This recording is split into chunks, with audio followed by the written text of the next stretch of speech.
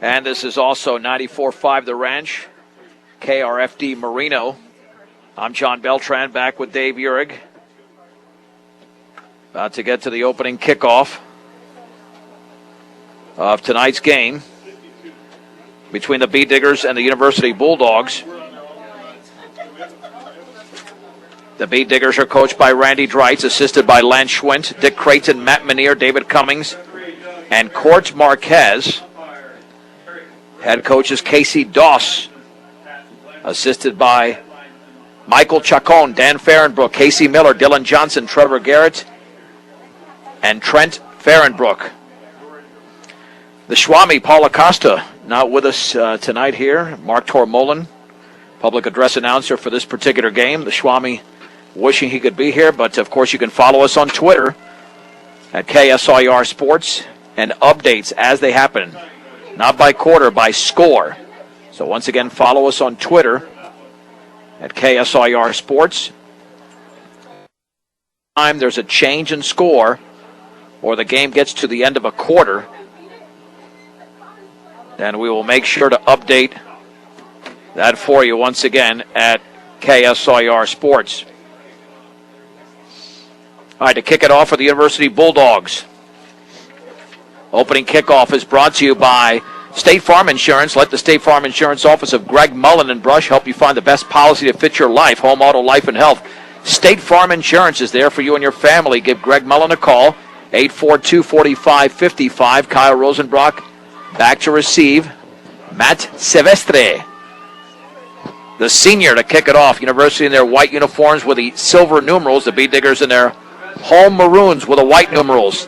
Silvestre runs up to the football. It's a line drive headed on a bounce to Rosenbrock at the 8. To the 15-yard line, to his right to the 20. Breaks a tackle at the 25, and he's upended at the 31-yard line. Tackled over there by Lucas King. So the Beet Diggers will have the football. Check it. He got only to the 26 on 5 yards, already ahead of myself. A return of 18 yards for Kyle Rosenbrock, and that's where the Beet Diggers have the football. We'll get to the starting lineup here momentarily. As, of course, Kyle Rosenbrock, the quarterback. He'll have Randy Baker, Alec Peterson, Mikey Gutierrez in the backfield. Eddie Arribas will also be in there for some action. 1st and 10 at the 26-yard line. And there's the handoff right up the gut. They're trying to strip the ball carrier. A gain of about 2 to the 28-yard line. That is Alec Peterson. He was wrapped up quickly. Around the football was Justin Anderson, a 5'10", 149-pound sophomore at 2nd down and 8. Yeah, they just tried to run that trap up the middle, but University was ready for it. They lined up in a 5-man front with 3 linebackers, and I noticed the middle linebacker went up, tapped that nose guard, and they definitely had a blitz on that play. And they might have quite a few tonight. 2nd down and 8 for the Beet Diggers to go from their own 28-yard line. The opening possession of the game. The backs are split. There's the give to Rosenbrock. Keeps it himself, I guess, off the fake to Baker.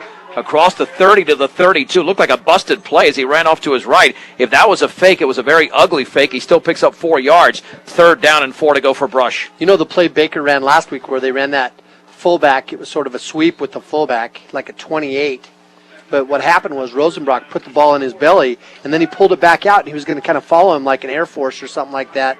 Sort of an option look, but it didn't fool University. Tristan Teeter, Jacob Nichols, Maverick Seawald, Joe Carwin, Jose Rodriguez along the offensive line. 3rd and 4 from the 32. Gutierrez in motion to the left.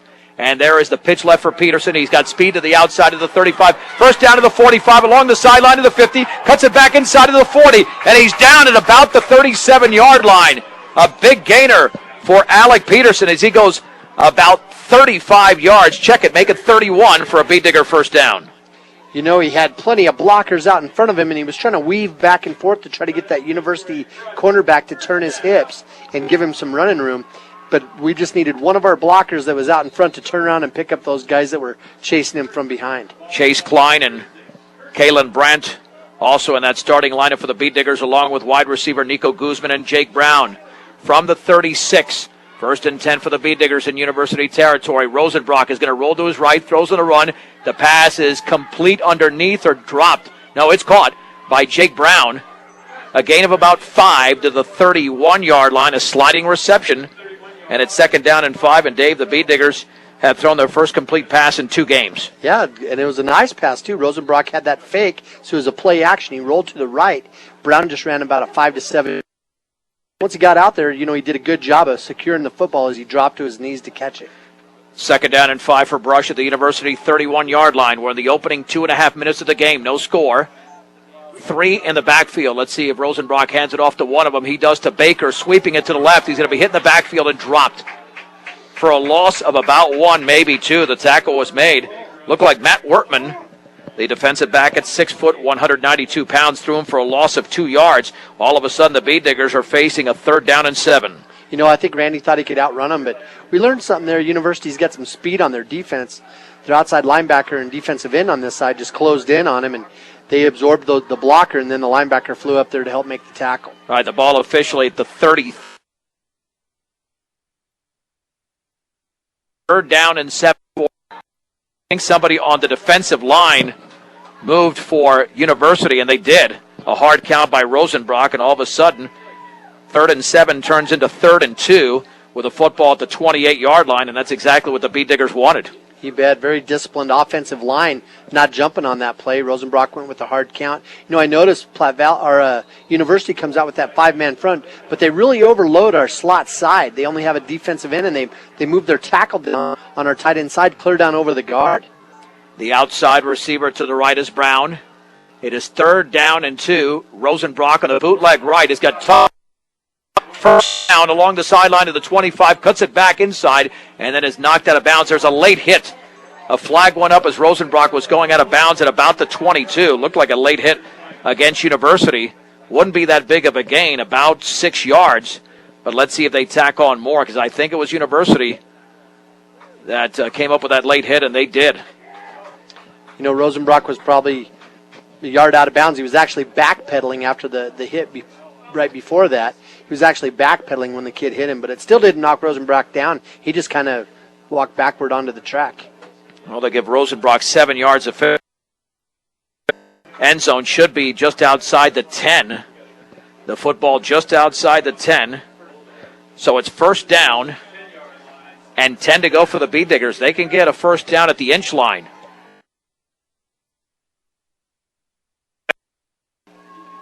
Along with Mikey Gutierrez. In motion to the left is Peterson.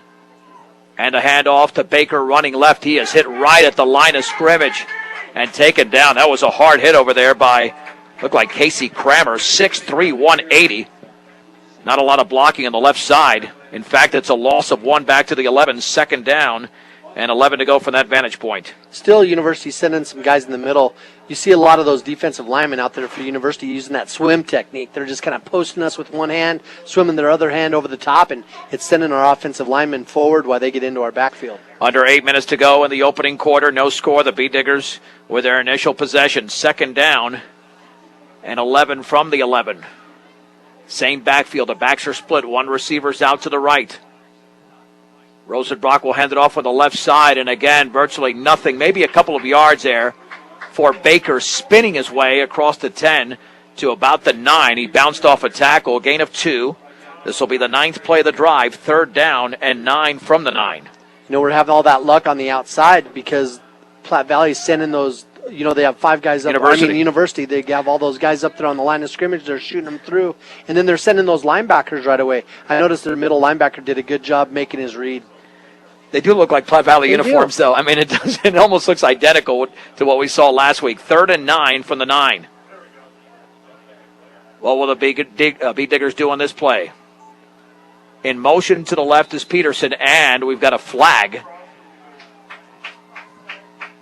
Let's see what that was all about. I didn't see movement, but apparently there was some, and that will be illegal procedure against Brush.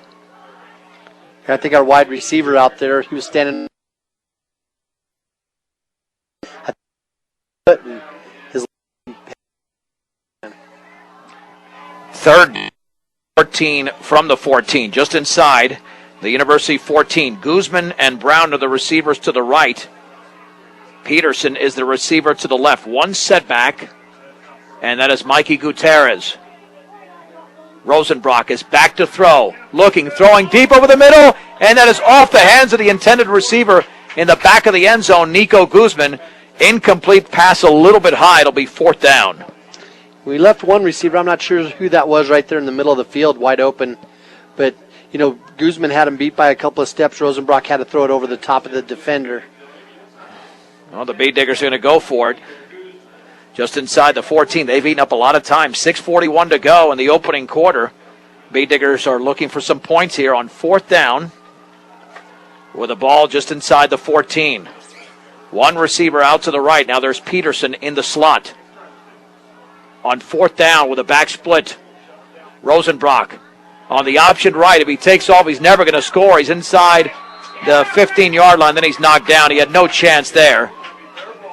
Not fooled at all was that University defense. Let's see where Rosenbrock was taken down along the right and far sideline.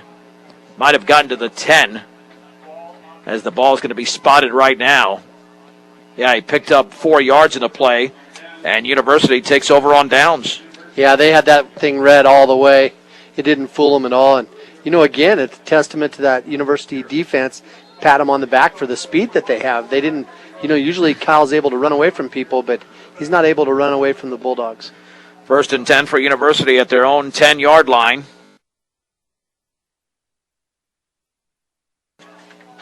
Farm equipment, you take the best quality parts and accessories at great prices at your local Napa store, Central Auto Parts in Fort Morgan. Brandon Ewing, the quarterback, shot up the left side. That pass is almost complete. He dropped it at the 43-yard line, defended by Eddie Arribas.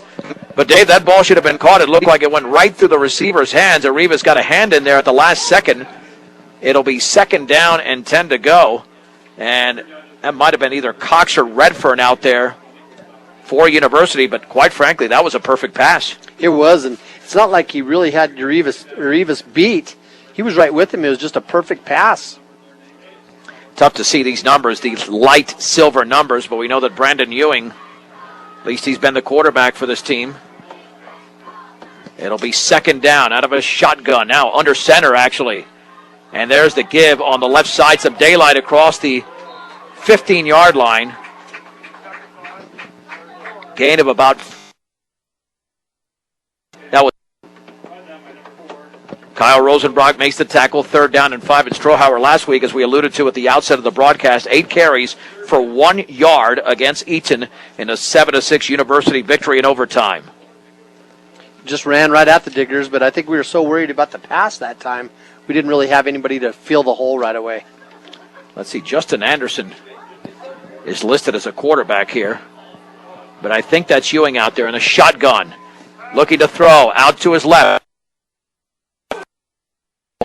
by Eddie Arribas, but that is a 1st down just across the 20 to the 21. Andrew Larson, I believe, is the receiver out there, 83. Give him 7 yards in the play, and the drive continues for University. Just a quick down the field and stop, turn around, and the ball was right there. 5:37 to go, opening quarter on homecoming night. No score. The Bee Diggers went down the field but got held on downs at the 10-yard line. Man in motion to the right on 1st and 10 from the 22, under center this time. Ewing will toss it left and maybe a couple of yards or 3 to the 25. Strong run over there. Might have been Strohauer again.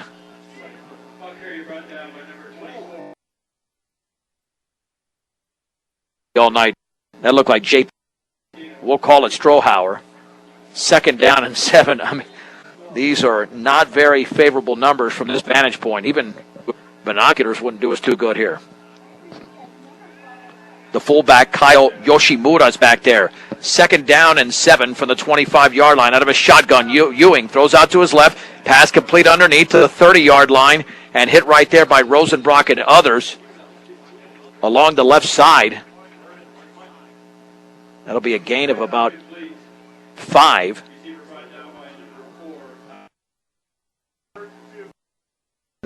Larson again, but very, very tough to see. So we might not have the perfect stats here by the time we get to halftime.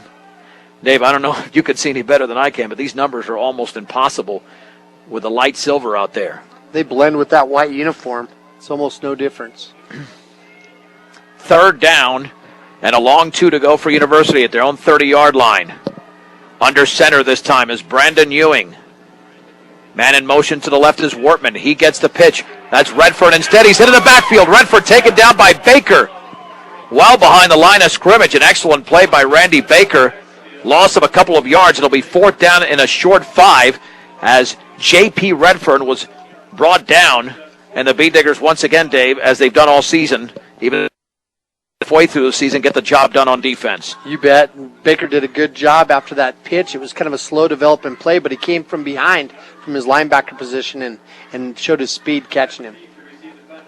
All right, that should be Silvestre once again to punt. He's listed as the punter kicker. As Baker standing at his own 36. Here comes a heavy rush, and he gets it off, and that's a gorgeous punt. Baker to his right will have to play it on a hop, and he can play. The ball takes a huge University roll all the way down to the 11. That is a tremendous punt. 61 yards for Matt Silvestre, and the Bee Diggers are in a hole.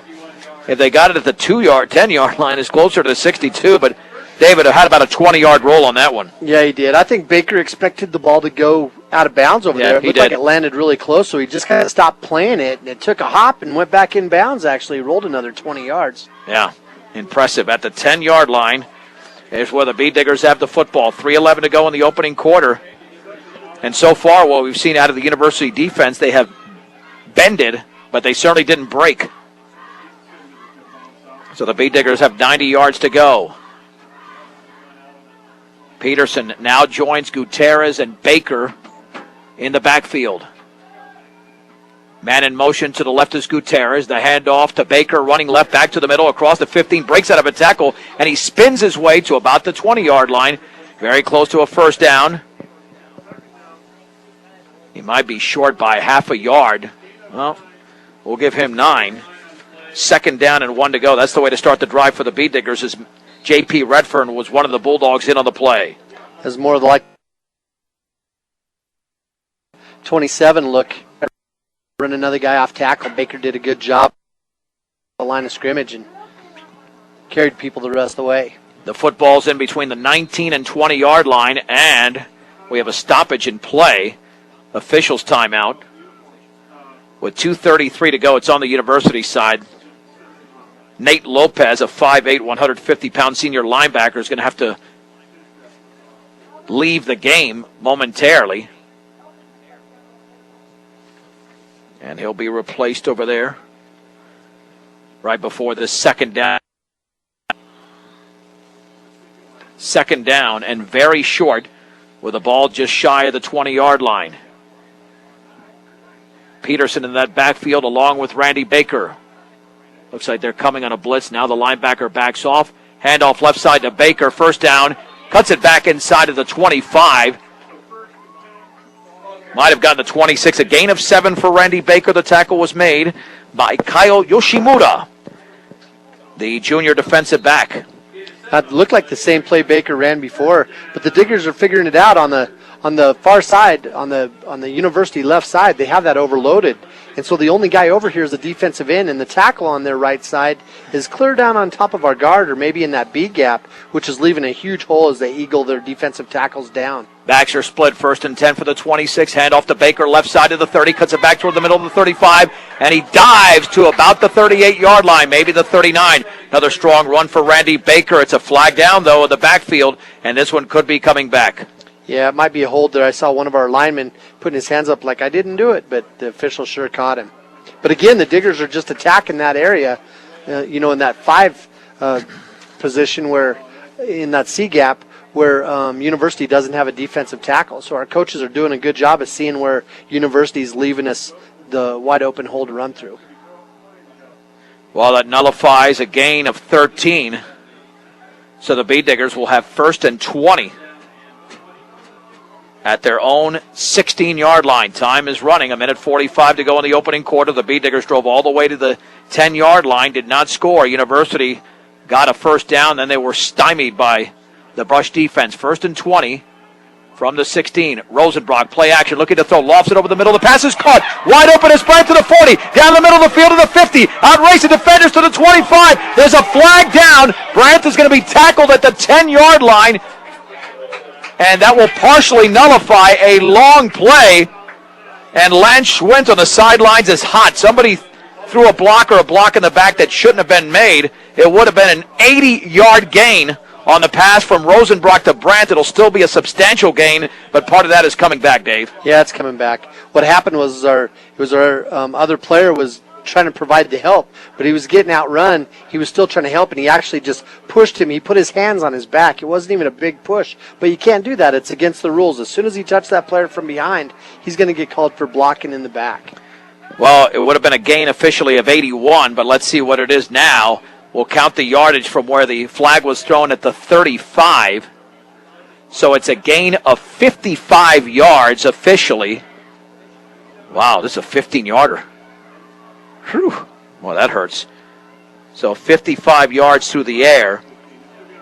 And I don't blame Coach Schwint. I mean, he was not happy. Because that's a block, you don't have to make that block. Right, and you're at the varsity level, and you see your guys running down the field. If you see your guy that's out in front and nobody else is in front of him, everybody needs to just stop and stay out of the way and just let him run. Whatever happens, happens then. 1st and 10, the ball is just shy of the 50-yard line. Jake Brown is the receiver to the right. 1:12 to go in the opening quarter with the clock running. Jake Brown will reset on the right side, 3 in the backfield. Rosenbrock will be sending Peterson in motion to the right. 1st down, Rosenbrock will hand it off on the counter to Gutierrez, and he is nailed for close to a 5-yard loss.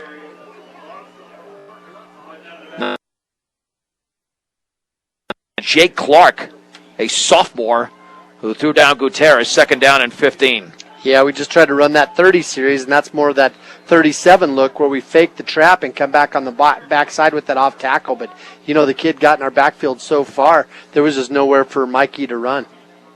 2nd down, we'll call it close to 15 yards. And actually, the ball's now at the 50, so I had that incorrect, Dave. We'll adjust the yardage for the big play. On 2nd down, Rosenbrock again looking to throw, lofts it up left side, and the ball is tipped up incomplete. Intended for Nico Guzman, but an excellent defensive play. It'll be 3rd down, so it's still a 55-yard gain on that pass to Brandt and a 10-yard penalty, not a 15. So officially the original spot was the 45, now the 50, so it's 3rd down and 15 to go for the Bee Diggers. 11.2 seconds to go, no score in the opening quarter. You know, before I was talking about how they overload their defensive line on our slot side. That time they overloaded it on the wide side of the field, so it's not always to the slot side. It's to whatever side their coaches choose as they guess to figure out how they're going to stop us. Trips to the right. One of those receivers is Randy Baker, and now head coach Randy Dreitz calls a timeout, and we will keep it right here. That timeout with a game scoreless on a 3rd and 15. Brought to you by State Farm Insurance. Let the State Farm Insurance office of Greg Mullen and Brush help you find the best policy to fit your life. Home, auto, life, and health. State Farm Insurance is there for you and your family. Give Greg Mullen a call, 842-4555. Well, Dave, they faced this situation before, and University held them on downs. Now, as opposed to what they saw on the first drive, this is not 4-down territory unless the Bee Diggers can pick up, let's say, 10-plus yards and make it a 4th and short inside the 40. Other than that, they'll have to punt the ball away and play the field position game. Yeah, I really think, we have to give University just because they've been able to run and throw the football against us.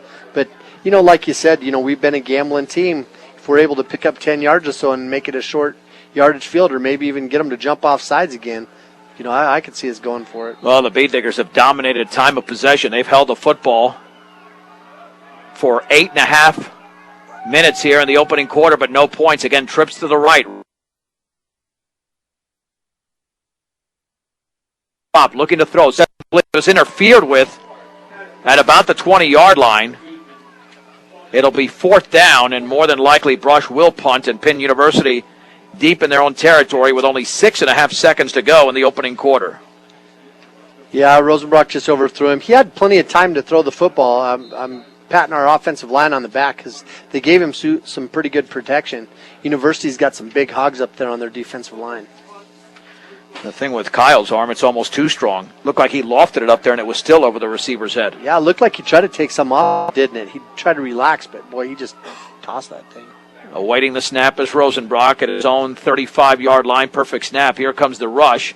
It's a high, short punt, end over end. Bounces at the 32, takes a side roll, and it's down by Jake. In fact, a poor punt, and a rare poor punt by Rosenbrock. Only about, well, give him the 30, 20 yards. That's the end of the opening quarter with the score. Brosh nothing. University nothing on 1010 KSIR, 94.5 The Ranch, and KSIR.com. John Beltran, Dave Urich back from Beat Digger Stadium on homecoming night. No score between University and Brush as we head here to the second quarter. 1st and 10 for the 33. Ewing rolling to his right. Pressure coming from Brand. Throws on the run, incomplete. Along the right sideline, intended over there for the tight end. Looks like he's wearing an 81. I don't have an 81. They sent me the road roster, but somehow it's not correlating very well. 2nd down and 10 to go for University. Yeah, the numbers aren't jiving very well with the roster that we have. But, Ewing did a good job. He rolled out clear to the right. Boy, he had to run a long ways from the middle of the field. And he ran all the way out there. He saw nothing was open, and he threw it out of bounds, or, away far enough to where nobody was going to be able to touch it. Oh, he had a penalty. So that nullifies the play. An illegal, they're saying 2nd and 15, or should be 1st down. And, Dave, the rain begins to fall quite a bit harder now. You can see that blending with the light. So it's only a 1st down. 5-yard penalty, legal formation. Trips to the right, receivers to the left. Naked backfield throw. That pass is almost intercepted. Somebody did not make was open at the 38 for Brush because he was the one that looked like was the intended receiver. J.P. Redfern was the closest receiver for University, but now, Dave, this sent for Brush. This is going to be a for University trying to throw the ball. Throw in this wet stuff, and that's going to definitely make it tough. Plus the wind's making the flag stand up, so they're having to throw against a pretty strong wind. And Digger Dan has made an appearance here at Beat Digger Stadium on 2nd down and 15 for the 27. 9 seconds into the second quarter, no score. Trips to the left. One receiver to the right. Out of a shotgun is Brandon Ewing. A 2-step drop. Pressure coming. Throw up the middle. Incomplete. That's a very short throw. He's throwing it way, way too hard. Intended for Carson Cox. A lot easier to see the numbers when the players are closer to us as opposed to the far side of the field near that one end zone. It's 3rd down and 10. If you're going to throw a 3 or 4 yard pattern, Dave, you can't throw a bullet like that. No, I think he's feeling pretty confident with his throwing ability there. Well, especially with the rain. The ball comes out of your hand even faster. And it's harder to catch. 3rd and 15 with a football at the 27, 28-yard line in a shotgun. One in the backfield. Back to throw. Pressure coming. Ewing steps up, and he's going to be taken down from behind. It'll be a gain of about 2. And it looked like Chase Klein was in on the play. And Maverick Seawald in there. Gain of 2 there for Ewing. 4th and 13. And University will have to punt with 11:24 to go. They've had the ball a total of 4 minutes. Beat Diggers have held it for well over 8 minutes. 8 plus. But they've got nothing to show for it. Yeah, that's a different punter out there for University.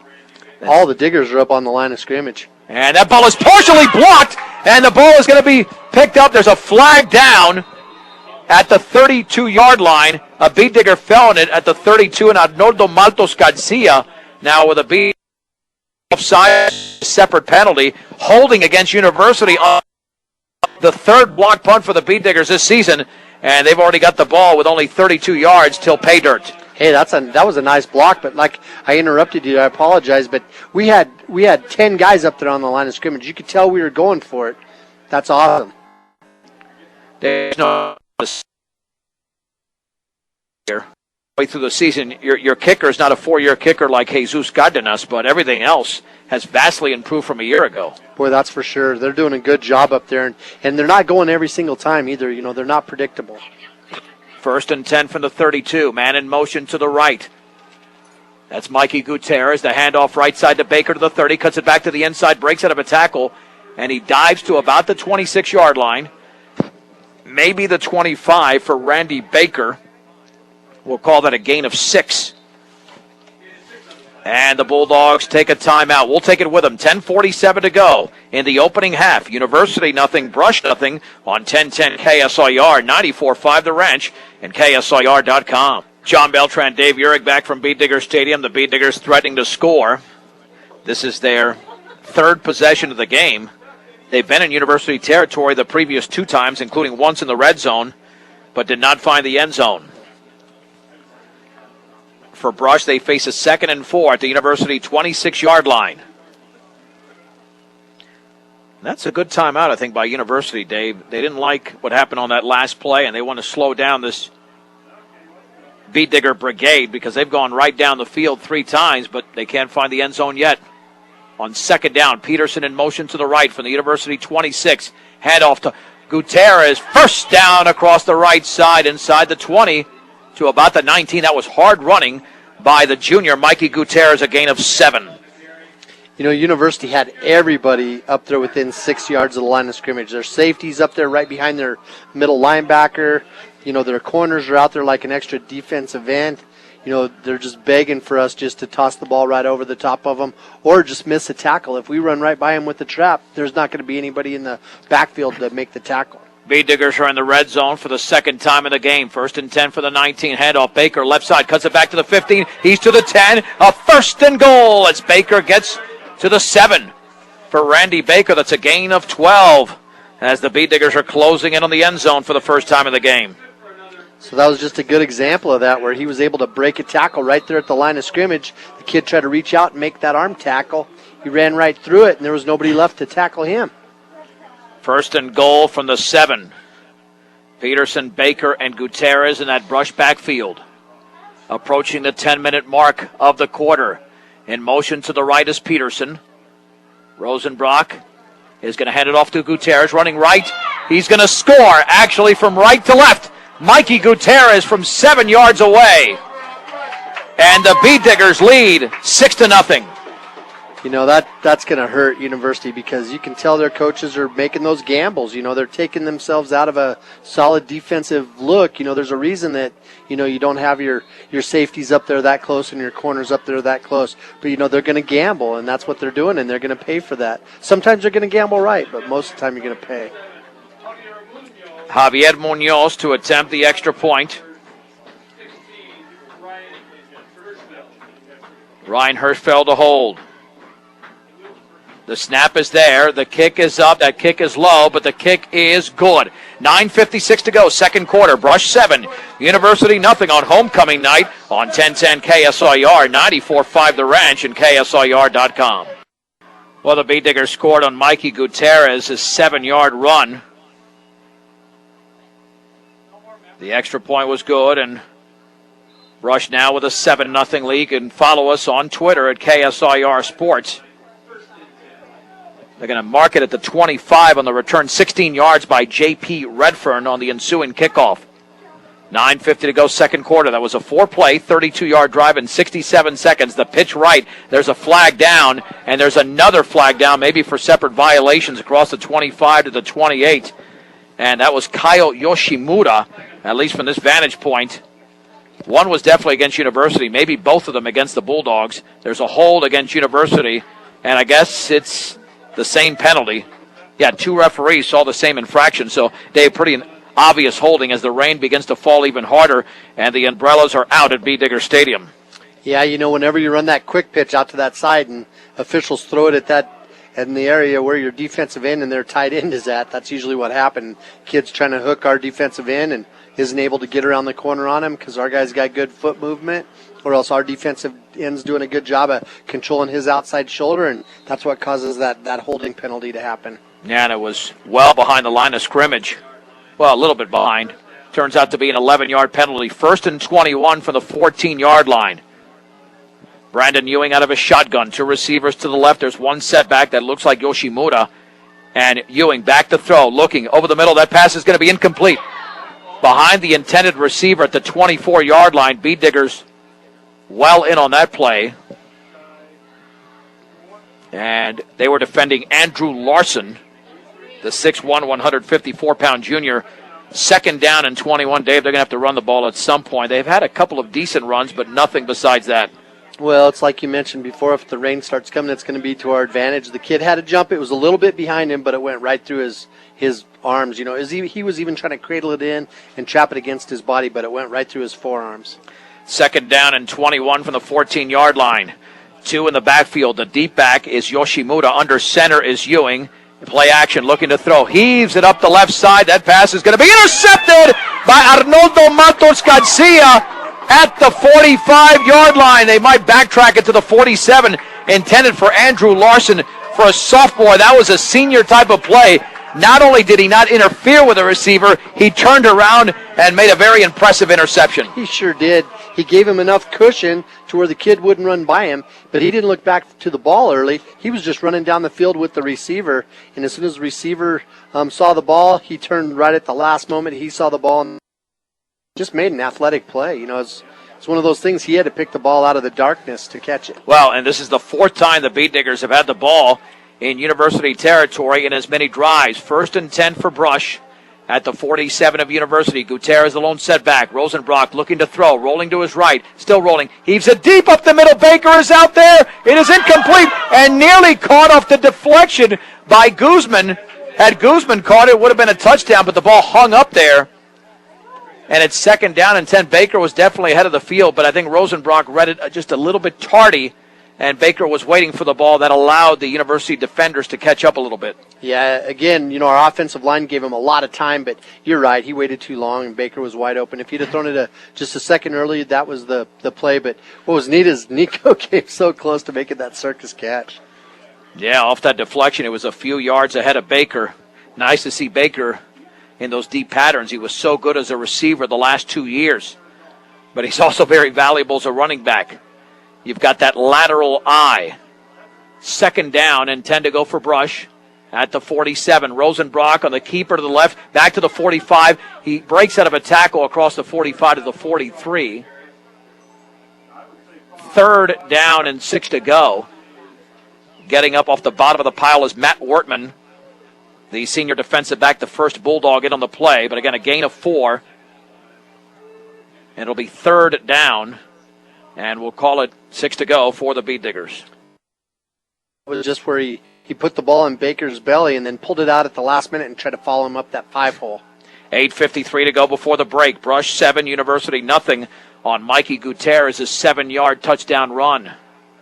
Backs are split. One receiver to the right. 3rd and 6 for the 43. Blitz coming, and Rosenbrock is going to option it right. He'll keep the football. Breaks a tackle along the sideline, still on his feet. And Rosenbrock cuts it back to the 20-yard line, still on his feet, inside the 15 to about the 11 with some incredible moves by Kyle Rosenbrock.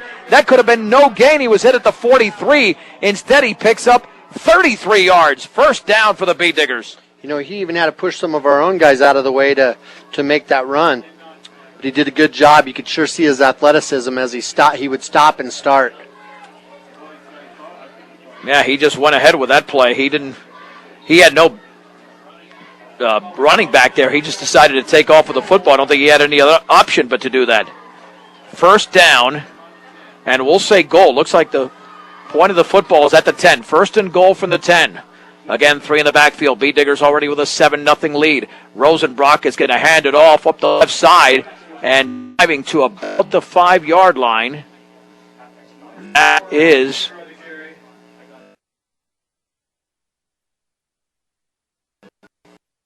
about 4. Looks like he gets to the 6 before he's hit right there.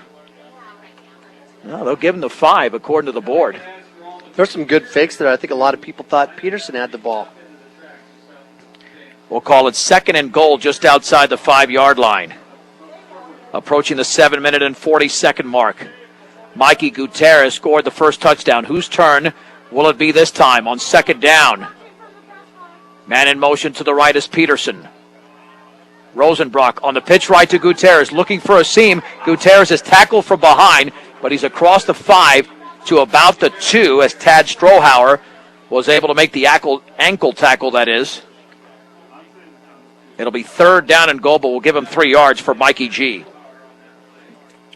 Again, University's blitzing a lot of guys up the middle, and they're sending some heat that way. That's where all their people are. So it's a credit to our coaches, again, not attacking there. They're going outside. If they're going to have all that traffic in the middle, we just run away from them. 3rd down and goal from the 2. The Bead Diggers are knocking on the door once again. The Bead Diggers are in that lateral triple lie. Now Gutierrez in motion to the left. Rosenbrock will hand it off on the left side, very close to Gutierrez. I believe that was Gutierrez. And he's just short of the goal line, a gain of 1. It'll be 4th down and less than a yard to go for the Bead Diggers. And they're going to go for it, and that's a no-brainer. Yeah, they're over there trying to run behind Carwin and Teeter Carwin and Seawald and Brandt on that left side. Peterson, Baker, Gutierrez in the backfield. 4th and goal inside the 1. Gutierrez is in motion to the left. Rosenbrock hands it off to Baker left side, and he scores, standing up. And the Bead Diggers lead 13-0 with 5:57 to go before the break. Yep, they just kept attacking. That time they ran the hole in between Brandt and Seawald with just that dive out there as a 25. And tell you what, it was just wide open. He didn't have to work too hard to score that one. The offensive line's really starting to take over this game. Well, that's certainly great news. Javier Munoz to attempt the extra point. Off the hold of Ryan Hirschfeld. Awaiting the snap. It's a little bit low. The kick is up, and is he going to get in there? Barely. It fluttered over the crossbar. 5:57 to go before the break. Brush 14, University nothing on 1010 KSIR, 94.5 The Wrench, and KSIR.com. Well, the Bead Diggers that time went 6 plays, 47 yards in 3 minutes and 35 seconds. And on 4th down and 1, Randy Baker scores. It's 14-0 under heavy rain, and Omar Fierro falls down and kicks a cannon to the 5-yard line. Received there to the 15, the 20, and hit at the 24-yard line. Might have been Redford. It was. It's a nice special teams play down there by Arnoldo Maltos Garcia. And that's where University will have the football with 5:52 to go before halftime. And now the Bead Diggers are cranking, Dave, on both sides of the football, and that rain is a heavy one right now. You bet it's coming down hard. I'll tell you what, Fierro did hit the deck after he kicked the ball, but he came off with probably his best kick of the year. Oh, no doubt. That thing was a cannon. Brush is still in their 4-man front with those 3 linebackers, and they haven't come out of it all game. And Ewing dropped the ball, and then he had to fall on it well behind the line of scrimmage. Might have been a mix-up down at the 17-yard line. Well, that's going to be a loss of close to, well, let's see. They might mark it up towards the 19, saying his knee was down, and they've got to drop that football. We'll say a loss of 7. He tried to hand the ball off, but again, they're just having a hard time handling it. The back wasn't ready for the handoff. He put it in his belly, and it just dropped. 2nd down, and Ewing to throw out to his right, incomplete. Off the hands of the intended receiver along the far sideline, the right sideline as well at the 26-yard line off the shotgun formation. It'll be 3rd down and 17 to go for University. And Dave, this weather is playing right into Brush's hands, and as soon as it began to rain, touchdown. Yep. And University can't move the football. They had 1 first down on their first drive. And their second touchdown set up by an Arnoldo Maltos Garcia interception. Trips to the left, 3rd and 17 for the 18. Looked like there was movement, but no whistle. Brandon Ewing throws it out laterally to his left. The ball is dropped by Yoshimura, but it's picked up by Peterson, and he will score. Is that a lateral? It was a lateral to Yoshimura, and Peterson picked it up on a hop, and he's going to score. It's going to be a fumble return from 13 yards away, and Brush now leads 20-0. Wow. I'll tell you what, that's savvy football, though. A lot of kids would have just looked at that and considered it an incomplete pass. But, the kid knows the game well enough. Alec just picked it up on the one hop and ran it right in, and University sideline is just shocked. Yeah, we'll call that, again, from 13 yards away. Dave, can you tell he's a catcher? That he plays some baseball because he scooped that up nicely. Yeah, no problem. Football bounces funny. It didn't bother him any. The extra point is up, and that one is through. 5:10 to go, second quarter on homecoming night. Brush 21, University nothing on 1010 KSIR, 94.5 The Wrench, and KSIR.com. Well, that's a tremendous tackle by Conrad Cole on the ensuing kickoff. Yoshimura got at the 5, returned it to the 16-yard line. And that's where University's got the football with 5:05 to go. The Bee Diggers have scored 3 touchdowns over a very, very short span of time. And Dave, University right now is confused on offense. Yeah, they're just struggling now. They've lost their confidence. They don't have any rhythm going, and the Diggers just keep bringing it. Conrad ran right through a blocker and still made the tackle. Went in there and shot a single leg and took him down. And University takes their second time out.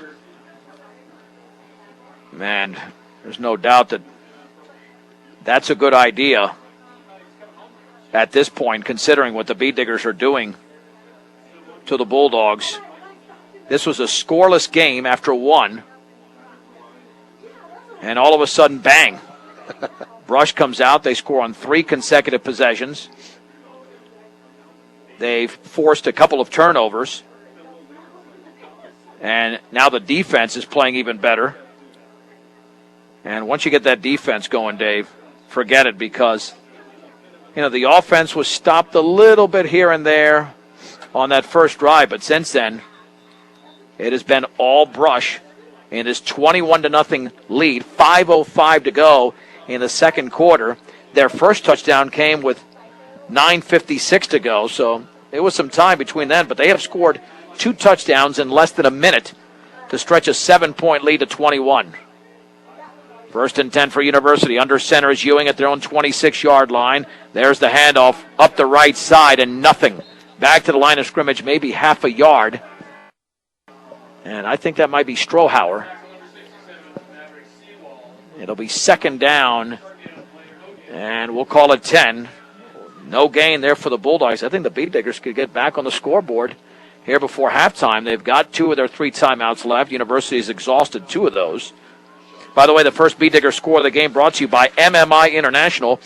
Before your next mixer or feeder truck purchase, compare the MMI design. I'll get that out in a second. Shotgun out to the left. Pat is caught by Larson. He breaks out of a tackle along the left sideline, still on his feet, knocked out along the 23, maybe the 24. Again, the first Bee Digger score of the game. I'll get this out in English. Brought to you by MMI International. Before your next mixer or feeder truck purchase, compare the MMI design, craftsmanship, and service. They continually outperform their competitors, hands down. Call them 842-5161, the proud folks at MMI International. So we'll call that a gain of about 7. 3rd down and 3 off the pass from Ewing to Larson. Just a quick hitch pass. The Diggers are giving them enough cushion. They should be able to complete that. 3rd down and 3. Ewing is under center this time. Trips to the right. 1 setback. Handoff right up the middle. Diving to the 25. Looks like that could be Strohauer again. Short of a first down.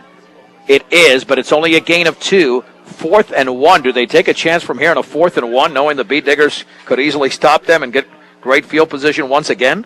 Well, they've gambled all night. We watched them do that defensively. They came out, they changed their defense. They went unconventional, and they had to pay the price for it. And now offensively, they came out, started throwing the ball a bunch, even though they know the conditions, the rain, they're going against the wind. So I wouldn't doubt it. Well, this is incredible. They're going to go for it on their own 25. 4th and a long 1, trailing 21-0, 3:40 to go second quarter. Ewing under center. Maybe it's a hard count, and now head coach Casey Doss calls a timeout. I wonder if they were looking for that hard count to get them off sides. That's the 3rd and final timeout. Dave, do you reconsider and punt the football here, or do you figure you're down by 21? Why not at this point? Because the Bee Diggers have all the momentum. They'd stay in the game if they'd punt the ball. They have a shot at staying in the game. But if you go down by 4 touchdowns, there's no coming back. There is no coming back. I think their coach forgot what down it was. That's my opinion. Well, but the running game doesn't indicate that they're going to be able to do anything on the ground to at least slow down the Beet Diggers, as they've only got, about 5 yards total on the ground? They have 8 carries, including that lateral pass, with a grand total of, looks like 1 yard. Wow. Yeah, that certainly hurts. And again, they did nothing last week, minus 12 yards on the ground, 166, though, through the air. Well, it looks like they're going to go for it. 4th and 1 from the 25-yard line. Will this be a hard count? Ewing is under center. Oh, he's going to option it right, and getting to the 25 and nothing more is Strohauer. He might have lost a yard, and the Beet Diggers stopped the Bulldogs. Excellent penetration to the right side. Kalen Brandt looked like he was there, along with a couple of other Beet Diggers, but a loss of 1. And Dave, Brush takes over at the University 24 with 3:33 to go before halftime. I'm shocked. Because, you see that happen once in a while, especially in the second half, third quarter, sometimes mid-fourth, people will start taking chances and they actually take their team right out of the game instead of trying to play to the very end and use up every minute on the clock. But, I look at this as if they just gave it up right here. That was a surrender. Well, the Beet Diggers have the football at the University 25-yard line, 1st and 10, holding a 21-0 lead with 3:33 to go before the break. On first down, Rosenbrock, play action, looking to throw. Heaves it deep up the middle. That pass is incomplete. Well covered was Nico Guzman. J.P. Redfern was right on top of him. I think Rosenbrock was probably just trying to throw that one away, even though it was in Guzman's direction. 2nd down and 10 to go. And the Beet Diggers and head coach Randy Dreitz, they're going to be stubborn here, knowing that they've got to get better in the passing game. And even with this weather, they're giving it a shot. You betcha. And then couple that with the fact that they haven't been playing with the free safety and corners, and they got everybody squished up there within 6 yards of the line of scrimmage. The coaches are thinking, let's just run behind them. As soon as they release a little bit, we'll be able to run the football better. Well, I'd be surprised if the Beet Diggers threw on a second consecutive play. They've been known to run off second and long situations. Rosenbrock this time is going to roll to his right. Is he looking to throw? He'll throw on the run towards the end zone, wide open, incomplete. Oh, right there for Nico Guzman. And he dropped the ball off his fingertips. He was wide open. A well-designed play by Brush, but it's 3rd down and 10. That's all right. Bootleg right. He was wide open. Rosenbrock threw the ball on the run, and he had some really good pass protection. I watched Jose Rodriguez that time turn around and pick up some pressure that was coming from the backside. Yeah, he was super wide open. It wasn't a perfect pass, but it was certainly very catchable. And Nico's made some tougher catches. We saw that during his sophomore year. But, of course, it's tough for the receivers as well on this type of night. Especially when you're wide open. 3rd down and 10 from the 25. Rosenbrock rolls to his right, still rolling. Throws in a run that passes through the hands of Jake Brown at the 17-yard line. 4th down. Well, you know what? If you're going to work on the passing game, Dave, might as well do it when you're up by 21 points. Might as well. 3:17 left. They just gave you the ball there. But the question is, will they throw on 4th down? The Beet Diggers have thrown 3 consecutive plays, and Rosenbrock has had tons of room on the right side. He could have taken off with the football a couple of times, but the design was to throw the ball. Yeah, they might tell him to do that too as well, because the receivers or the defensive backs for University, they're going to be drifting back to make sure nobody gets behind them this time. That might lead that waggle pass wide open for Rosenbrock to run it. Beet Diggers call a timeout, brought to you by Greg Mullen of State Farm Insurance. Let the State Farm Insurance office of Greg Mullen and Brush help you find the best policy to fit your life. Home, auto, life, and health. State Farm Insurance is there for you and your family. Give Greg Mullen a call at 842-4555. Well, it's raining. It's been raining all night. Look huge. You look down. Most of our players have their weather jackets on. They're covered up. They're protected from the rain. You look over on the University sideline, and they have nothing. Looks like one kid over there might be wearing his sweater jacket. Outside of that, they're getting soaked. Well, Dave, you told me off air before this game that the rain was really coming, and you nailed it because it stayed away for a little bit. But for the most part, I have a feeling that by the time we get to the third quarter, this place could be empty. I know a lot of people are hanging out here, and including a lot of little girls waiting to, Thompson Primary girls and Beaver Valley girls waiting to get out there and be the cheerleaders. And right after that, there might be a lot of people saying, let's go get some hot chocolate. Yeah, no doubt. 4th and 10 for Brush at the University 25-yard line, leading by a score of 21-0. They'll go for it. Rosenbrock rolling to his right. He's got running room. Will he take off with the football? He'll throw on the run, and it's underthrown badly. Very badly there at the 13-yard line. I don't know if it slipped out of his hand, but Kalen Brandt was open. I think Rosenbrock could have run the ball there, but University takes over on downs, and that was by far the least productive possession for Brush. Yeah, they were trying to force that throw in there, but, Kyle's got to give himself permission to run the football and be an athlete. And, he knows he could make that play. We all know in the bleachers up here that, he could hold on to the ball and take off with it. But he's got to give himself permission to not. Center this time is Brandon Ewing. 1st and 10 from their own 25-yard line. Ewing will hand it off to Strohauer. Tries to jitterbug his way across the flag. B-Digger might have been held as the tackle was being made. No illegal procedure as Kyle Rosenbrock made the tackle. So even a 1-yard gain will be coming back. That'll set up a 1st down and 15. Well, we had glorious weather 1 week ago, and this is messy and sloppy. Oh, they're going to decline it, so it'll be 2nd down. I thought he got to the 26. He did. 2nd down and 9 to go after the gain of 1 by Tad Strohauer. All the kids, all the defensive players that were out there signaling the coaches, just decline it. And that kind of tells you that they're pretty confident in their ability to stop. 2 receivers to the left, a shotgun for. Snap low, he's got a fall on it at the. Another problem, trying to operate out of the shotgun. And it's a loss of 5. It'll close to 14 to go. We were going on from out here on this side, or maybe he was coming in from over here. He was heading in there to. Good thing he fumbled it. I think he would have got clocked. Trips to the left. Might see a handoff despite the trips to the left on 3rd and 14 for the 21. No, back to throw. Heavy pressure. Ewing's going to run out of it. Rolls to his left. Now he's going to take off being chased by Carwin, and he's taken down across the 25-30 as 3 beat-diggers were chasing him. Nice run there by Brandon Ewing. Beaters might be calling a timeout if he. It's a gain of 9. And University will punt. Yep, so that was their most productive run of the night.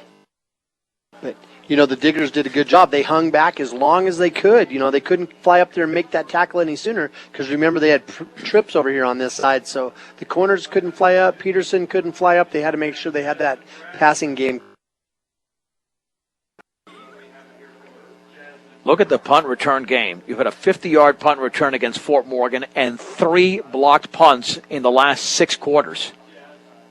That's amazing. And that is state championship special teams play. Might be blocked now, too, and maybe we're going to see a fake here. Let's see who's in the punt there. Now, that could be Matt Wortman. At his own 15-yard line for University. Tough to see that number. Awaiting the snap there. It is heavy pressure. Gets it off towards the right sideline in B-Digger territory. Inside the 45. Takes a University roll down to the 40. Not a bad punt. 30 yards, and the B-Diggers have 60 yards to go to get into the end zone. No timeouts with 1:44 to go before halftime. Leading 21-0. Touchdowns by Mikey Gutierrez, Randy Baker, and Alec Peterson on a 13-yard fumble return. Well, remember last year, right before halftime, down at their own 7-yard line, Rosenbrock went 93 yards on a nice, warm, sunny Saturday. This is a cold, wet, frigid Friday. So maybe a different strategy. B-Diggers have receivers out to the left and right. Rosenbrock is back to throw. He heaves it deep up the middle. That's going to be over Brown's head. And is it picked off? I think that was picked off. A diving interception. at the 20-yard line. Oh, that is a tremendous play over there. I don't know if that's Redford, but it's a tremendous interception by University. They'll mark it at the 21 as his body was sliding as he caught the football. Jake was veering towards the center of the field, and then Kyle threw it over his outside shoulder, but it was way too far over his outside shoulder. And boy, that University kid did. He laid out there, and it was a fingertip catch. 1st and 10 from the 21-yard line. Backs in an eye. Ewing under center is back to throw. No pressure. Throws out to his right, incomplete. Through the hands of J.P. Redfern. Would have only been a gain of 1 or 2. Mikey Gutierrez was in on the coverage. 2nd down and 10. And the Bee Diggers might have a chance to get the football back if they can stop the University offense. So we've completed 2 for 11. They're 3 for 11. Both of us have an interception. They have the 1 fumble. But we still keep trying to throw the football, both teams. Yeah, Kyle's numbers are not good through the air. We know that. In fact, I might be a little bit kind. I mean, he did have a drop pass in there, but, you got to credit the Bee Diggers. They're working on that. On 2nd down, there's a handoff on the left side and hit right there after no gain. That was Strohauer again. I know Klein was one of the defenders. It looked like Gutierrez, I think, got him from the other side. So it's 3rd down and 10. Again, the Bee Diggers cannot stop the clock, but they should be able to at least rush the punter because it's 3rd and 10. We still got 1:10 to go, so they've got to run at least 2 more plays. No way University can run this thing out. Just too much time to go. Boy, he did get clocked, didn't he? Yeah. Oh, he got hit flush. Boy, you're standing on that wet ground. It's like being on a roller skate. Well, maybe they'll be able to run out this clock. I don't think so. Down to 3 on the play clock. 2, 1, and nope, they didn't get it off. Ewing called for delay of game. Now, they should not restart the clock here, Dave. They shouldn't restart. I want to see how this works. I don't think you should be allowed to restart the clock after the delay of game because that'll just give them additional time. And then the Bee Diggers don't have a chance to even put on some pressure on the punter. Let's see what happens. Yeah, they don't restart the clock. It's 48.2 seconds to go, so they'll have to run a play, and then Brush will have a chance to block a punt. It's 3rd and 15 with the ball just outside their own 15. 2 receivers to the left, 2 to the right. This should be a run play because there's no way they're going to pick up a 1st down. Back to throw to his left. Pass caught by Larson, cuts it back to the inside, spins to about the 25-yard line in the short pattern. Chase Klein right there to make the play. It's a gain of 9. 4th down and 5. 33 seconds to go. That is, the clock is running. And University's going to eat up as much time as possible. Down to 21 seconds to go. Yeah, obviously they don't want to punt the football. I think that's why they threw the ball. But they had to make sure they caught it because if not, the Bee Diggers would have lots of time. And I don't believe they're going to have to punt the football here. I think they're going to let the clock run out, and they will. We are at the break with the score on homecoming night. Brush 21, University nothing on 1010 KSIR, 94.5 The Ranch, and KSIR.com. John Beltran, Dave Urick back from Bee Digger Stadium. We're still several minutes away from starting the second half. The Bee Diggers lead University on homecoming night, 21-0. Corey Volk was named the homecoming queen, and Maverick Seawald the homecoming king, as they're forming the line out there to get the Bee Diggers back on the field to warm up just a bit before this second half starts, as University will receive the second half kickoff. Dave, I think the only way University even breathes in terms of getting back into the game somewhat, I don't think they'll get back into it, but they need a play on special teams, and Brush has done the job on special teams. The only positive for University tonight was a 61-yard punt down to the 10-yard line, and that's been their biggest play, really, in any facet of the game. Yeah, they've got to hope that we gamble, and they have to hope that we gamble and go for it on a 4th down or something to give them a short field or some sort of a turnover. That's about the only chance they have. And the Bee Diggers already have come up with an interception from Arnoldo Maltos Garcia. Alec Peterson's fumble recovery off that lateral, while Kyle Rosenbrock did throw an interception. And, you get the feeling, Dave, quite frankly, I mean, We love football, love watching the sport of football, love broadcasting football, but it's one of those games that when you got a 3-touchdown lead and you see the opposition doing virtually very little on offense, you just want to roll through the second half as quickly as possible. And I hate to say it, but maybe the goal in the second half is just to get nobody hurt. That's the goal every game, but especially in a game with sloppy conditions. Yeah, that's definitely something to think about. You can keep your guns in there on defense and probably save yourself a little bit, but I know Coach Dreitz loves to get a lot of his younger players in the game, and I could see him, especially on homecoming, doing everything he can to put another touchdown or two up there and then get the junior varsity players out there. Willow Coffee, Tea, and Smoothies and G Sweets Bakery offers cookies, muffins, and sweetbreads made fresh daily. Pair with your favorite coffee, lattes, or smoothie flavors, and you're set. Open 6 a.m. to 6 p.m., Monday through Friday, Saturday 7 until 4. Willow Coffee, Tea, and Smoothies. Stop by and see them, 921 Edison Street in Brush. And accidents or illness can strike at any time, day or night. When they do, every second counts. As a Level 3 trauma center, Colorado Plains Medical Center is ready to handle any kind of emergency. Colorado Plains Medical Center, where expertise matters. And University still hasn't made their way out onto the field.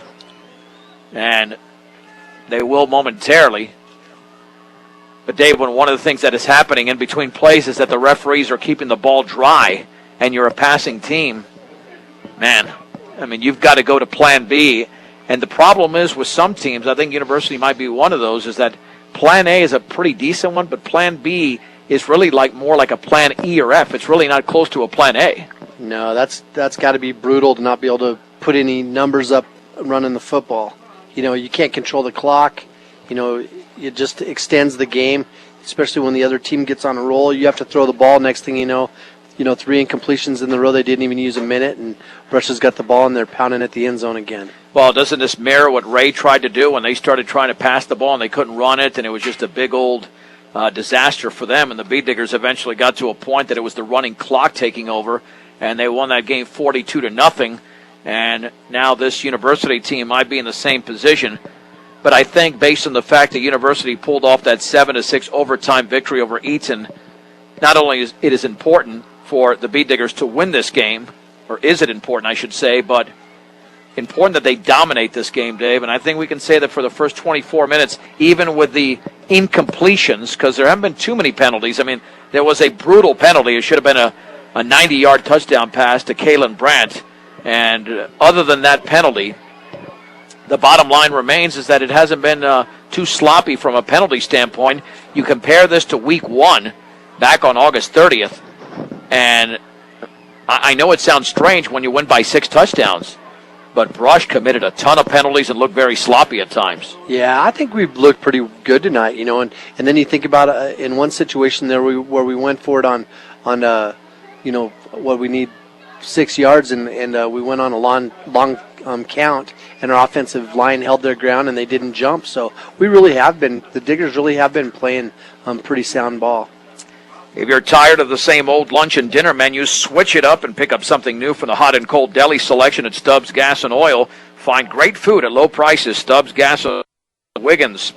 And visit MCC online. That's Morgan Community College online at morgancc.edu.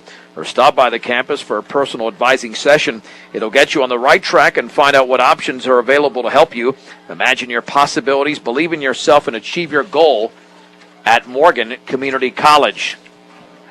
So the Bee Diggers will kick it off to begin the second half. That's another thing.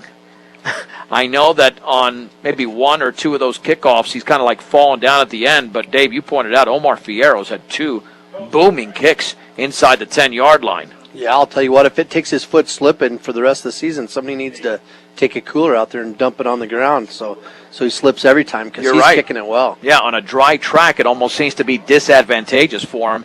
But on the wet track, he's been able to boom the football.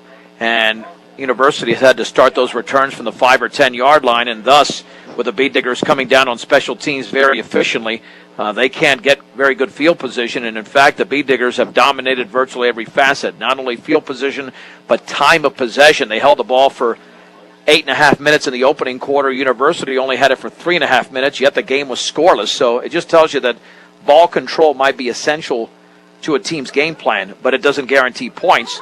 and yet with the Beet Diggers scored 2 touchdowns in a span of 45 seconds in the second quarter. It was not about ball control, it was just capitalizing on a University mistake, namely that fumble, and as a result they lead by a 21-0 count as the Beet Diggers are out on the field and about to begin the second half with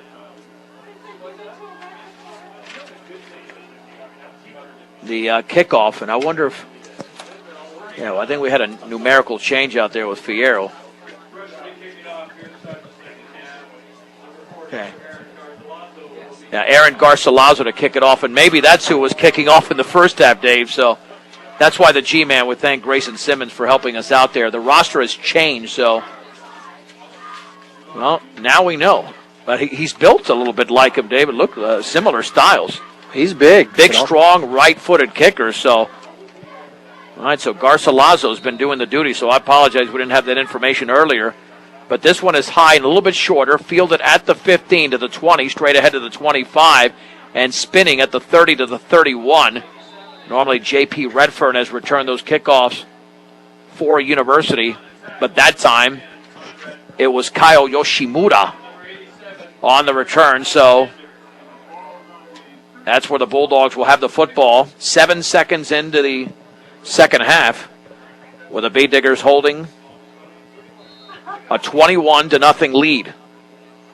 And they've switched it back and forth. They've gone from the shotgun to the lining up under center. A receiver out to the left, one to the right. The back's in an eye. Ewing on the pitch left to Strohauer. Swings it to the outside. That's Yoshimura, actually, who's into that game and back of Strohauer. The fullback gets across the 35 to the 36-yard line. A strong run. One of the better runs before he's run out of bounds. A gain of 5. 2nd down and 5 to go for the Bulldogs. They were just able to hook our defensive end on this side. He was down in his stance. They're in a 3-point stance out there. And when he came up out of his stance, the tackle for University was able to just hook him. And he could never regain his position and fight outside to help turn him back in. Again, follow us on Twitter. Every scoring change is on Twitter at KSIR Sports. 2nd down and 5 from the 36-yard line. Ewing, quick drop, throws it out to his left, complete the 37-yard line, and then he's going to be taken down by 3 Beet Diggers approaching the 39. Eddie Arribas and Kyle Rosenbrock, along with Mikey Gutierrez, in on the play. Close to a gain, maybe only of 2 yards at the 38, a gain of 2. 3rd down and a short 3 to go for the Bulldogs. So they're coming out basically attacking us the same way they did in the first half. They're going to stick with what they do. 3rd and 3 from the 38-yard line. The outside receiver to the right is Andrew Larson. Backs in an eye. Yoshimura once again as the D-back. Ewing under center this time. Will take the snap. He'll hand it off right up the gut. That's a 1st down. That's Tad Strohauer across the 40 to the 44. It's a gain of 6. Eddie Arribas makes the tackle. That looked like brush football there. Just challenged the defense and handed off. Yeah, they just ran it straight ahead over this left side. Boy, they like to run left, don't they? Before, even on the short side of the field, in the first half, they were running over there towards their own sideline a lot in the first quarter. And, this time they're coming over here to the left side again. 1st and 10, University from their own 44-yard line. The Beet Diggers holding a 21-0 lead. 10:42 to go in the 3rd. Quick drop. Ewing, pump fake, heaves it up the left side. That's going to be incomplete. Eddie Arribas was closer to the football than the intended receiver at about the 35-yard line.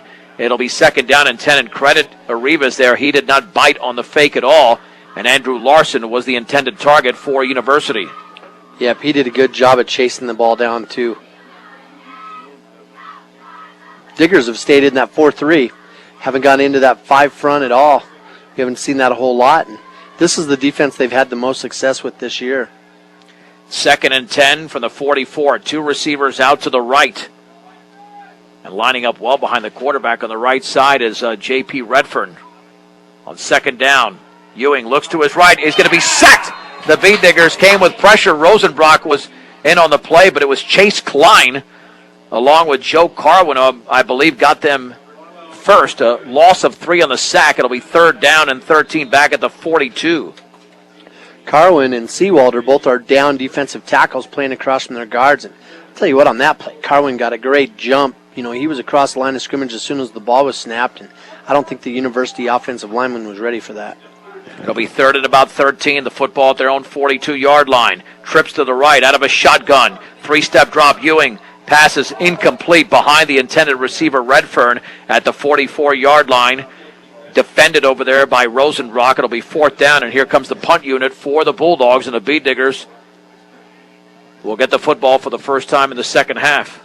I watched Carwin again on that play, and boy, did a good job of going straight ahead. He was kind of fighting through that guard, just like you see Unrein do for the Broncos. He wasn't getting a lot of ground, but as soon as Ewing tried to throw the ball, he got his left hand up in the air, and I think he made it hard for the receiver to see it coming.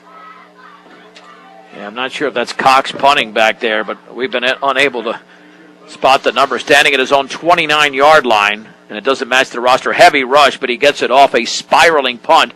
It'll bounce at the 27-yard line of Brush and take a University roll, and it's down close to the 20. So that punt went for about 37 yards.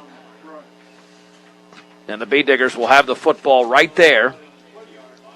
Brush's biggest play, ironically, Dave, came on a penalty, which could have been an 80-yarder to Brandt, turned into a 55-yarder, and ironically was a pass play. And the Bead Diggers have been really rough tonight with a pass. But let's see if they try to keep working on that. We have some video highlights, and we'll have them up there tomorrow on our KSIR B106 YouTube channel and on KSIRsports.com. First and 10, Brush with the football at their own 20. Rosenbrock on the option left will keep it to the 25, along the left sideline to the 35. He's still on his feet with one to beat. He breaks out of a tackle at the 40. Rosenbrock at the 30. He'll go the distance. Kyle Rosenbrock is gone. 80 yards. And the Bead Diggers with a 27-0 lead over University. Just another amazing run, and it was, again, he had blockers out in front of him, and we really wanted one of those guys to turn around and tap one of those guys that was coming up behind Kyle, but he showed a lot of speed, broke tackles. He slows up and speeds, he slows down and speeds up, and just makes people miss. That's the third time Rosenbrock has scored this year when I didn't have the camera rolling. Which, the other one was 90 yards when he went 90 against Fort Morgan. It seems that every time I have the camera rolling, he doesn't have as good a run. And that time he just took off, and Davey made it look easy. Broke out of a couple of tackles as the Bead Diggers get back into the end zone. The extra point to be attempted by Javier Munoz. Snap is down. The kick is up. That looks good from here. It is good. And for the second straight week, the Bead Diggers score on their first play from scrimmage in the second half.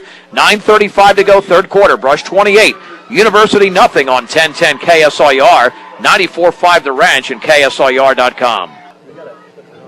John Beltran, Dave Urig, along with Grayson Simmons, joining us here in the booth. He was a big help a few years ago, but Grayson now getting ready for basketball and baseball and staying dry as the Bead Diggers get an 80-yard run from Kyle Rosenbrock.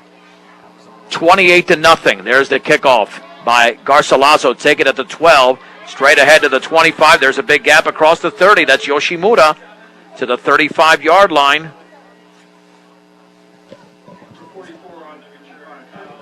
All right, that was Omar Fierro. I'm telling you, without G Money up here, I am lost. That was Omar Fierro out there with a kickoff. A return of 23 yards to the 35. Tackle was made by Cameron Alexander on special teams.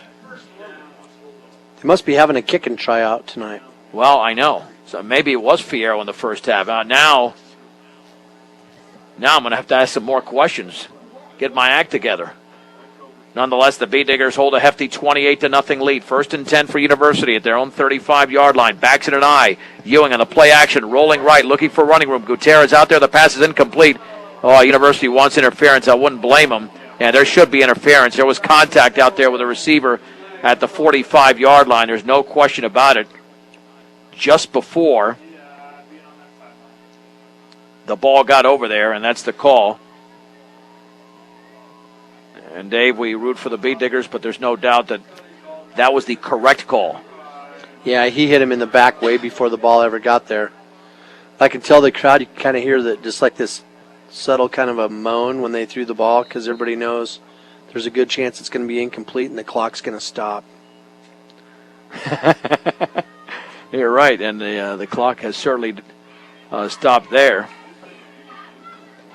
First and 10. for University. The football is at the 50. Under center is Brandon Ewing. There was movement along the right side of the offensive line. That'll be illegal procedure against the Bulldogs. So Rosenbrock has scored tonight. Peterson, Baker, and Gutierrez in reverse order. 4 different bead diggers on the board. And Dave, there goes the rain again. Yep, starting to come down hard. Clay Shaver just checked in for Kalen Brandt. And Ewing will hand it off. The ball is loose. The bead diggers fall on it at the 45-yard line. Strohauer never got the football. And one of 2 bead diggers fell on it. Klein was around the football, and so was Clay Shaver. I think Shaver might have actually got it, the sophomore, at the 45. So the bead diggers have the football back with 9:20 to go in the third, and leading by a score of 28-0. Dave, you think this will be it for the starting unit, or do they want to get to a running clock here? We'll see what happens. 1st and 10 for Brush. Rosenbrock is back to throw. Looking. Heaves it up the right side. Brown is out there. It is caught. I believe he's got it inside the 10. A beautiful catch from Jake Brown. And a gorgeous throw by Rosenbrock. All the way down to the 8. A gain of 37. So the 2 completions he's got tonight have gone for a combined 92 yards, and that was a tough throw. Yeah, it was, but he put a lot of nice air underneath of it.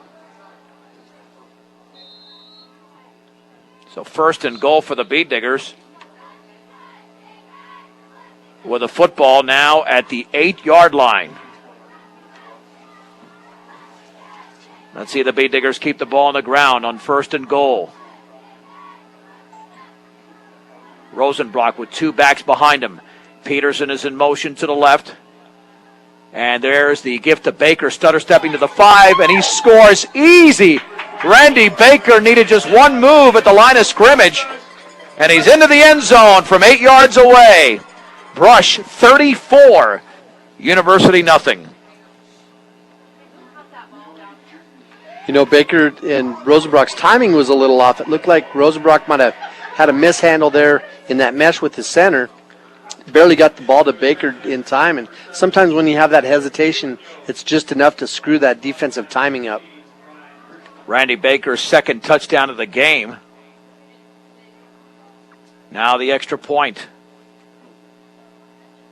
Awaiting the snap, it's there. The kick is up, and that kick is very high and very good. 8:47 to go, 3rd quarter on homecoming night. Brush 35, University nothing on 1010 KSIR, 94.5 The Ranch, and KSIR.com. And the ball was fumbled on the ensuing kickoff by University, but looks like Redfern fell on it at the 27-yard line. The bead diggers, 2 plays, 45 yards, 37-yard pass from Rosenbrock to Brown, then an 8-yard run by Randy Baker. Took just 33 seconds. PAT good. Bead diggers lead by a score of 35-0. 8:44 to go in the third. And University hasn't had a first down since the opening quarter, as they started on their own 20. Actually had 1 first down in this quarter. That was their first since the opening quarter at the 27. Redfern in motion. There's the pitch right to Tad Strohauer, and he cannot get around Randy Baker, who throws him for a big loss. Back at about the 21 or 22-yard line. That's a loss of close to 6 yards. 2nd down and 16. Dave, that was all about the penetration by the bead digger defender. You bet it was, because they had to give up so much ground to just get that pitch off to begin with. Baker's just so sure-handed. He's so fast and got those long arms. He run up behind him, just wrapped his arms around his waist and kind of spun him around down. 2nd down and 16 for the 21 in a shotgun formation with trips to the left. Brandon Ewing has the football. 2-step drop, steps up into the pocket, rolls, hits as he throws, and it's complete. A diving reception at the 36 by J.P. Redfern. And that's a gain of 14. It'll be 3rd down and 2 in front of the bead digger bench. That's one of the better plays, as Brandon Ewing took a shot as he threw the football. He did. He took a really good shot, but he followed through. And tell you what, Redfern did lay out and make a nice reception there. but it's still third and about 2 yards to go for University. There is the pitch left, taking it to the outside, and that should be a first down to about the 40-yard line. And the run there by Kyle Yoshimura. It's a gain of 4. And the Bulldog drive continues. Their second first down of this third quarter. Again, our defensive end just got hooked on this side. He's, like I said, he's down in that three-point stance, and he comes up and he's squared off with the blocker for University, but he's got to get to that outside shoulder so that he can fight to the outside and help turn that play back in. First and 10 for University at their own 40-yard line, 7:23. The clock should be rolling. The clock is not rolling, and that's why they're looking for the clock to roll. And, and I think they're going to have to point out to the officials that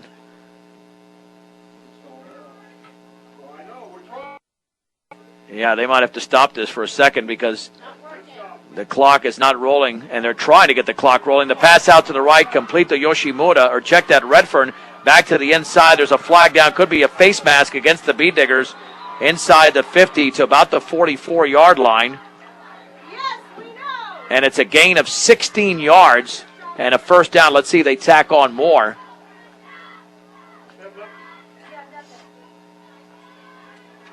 And, they're going to have to, they realize that that clock it's not functioning. There it is. There we go. Now they'll take off some time there.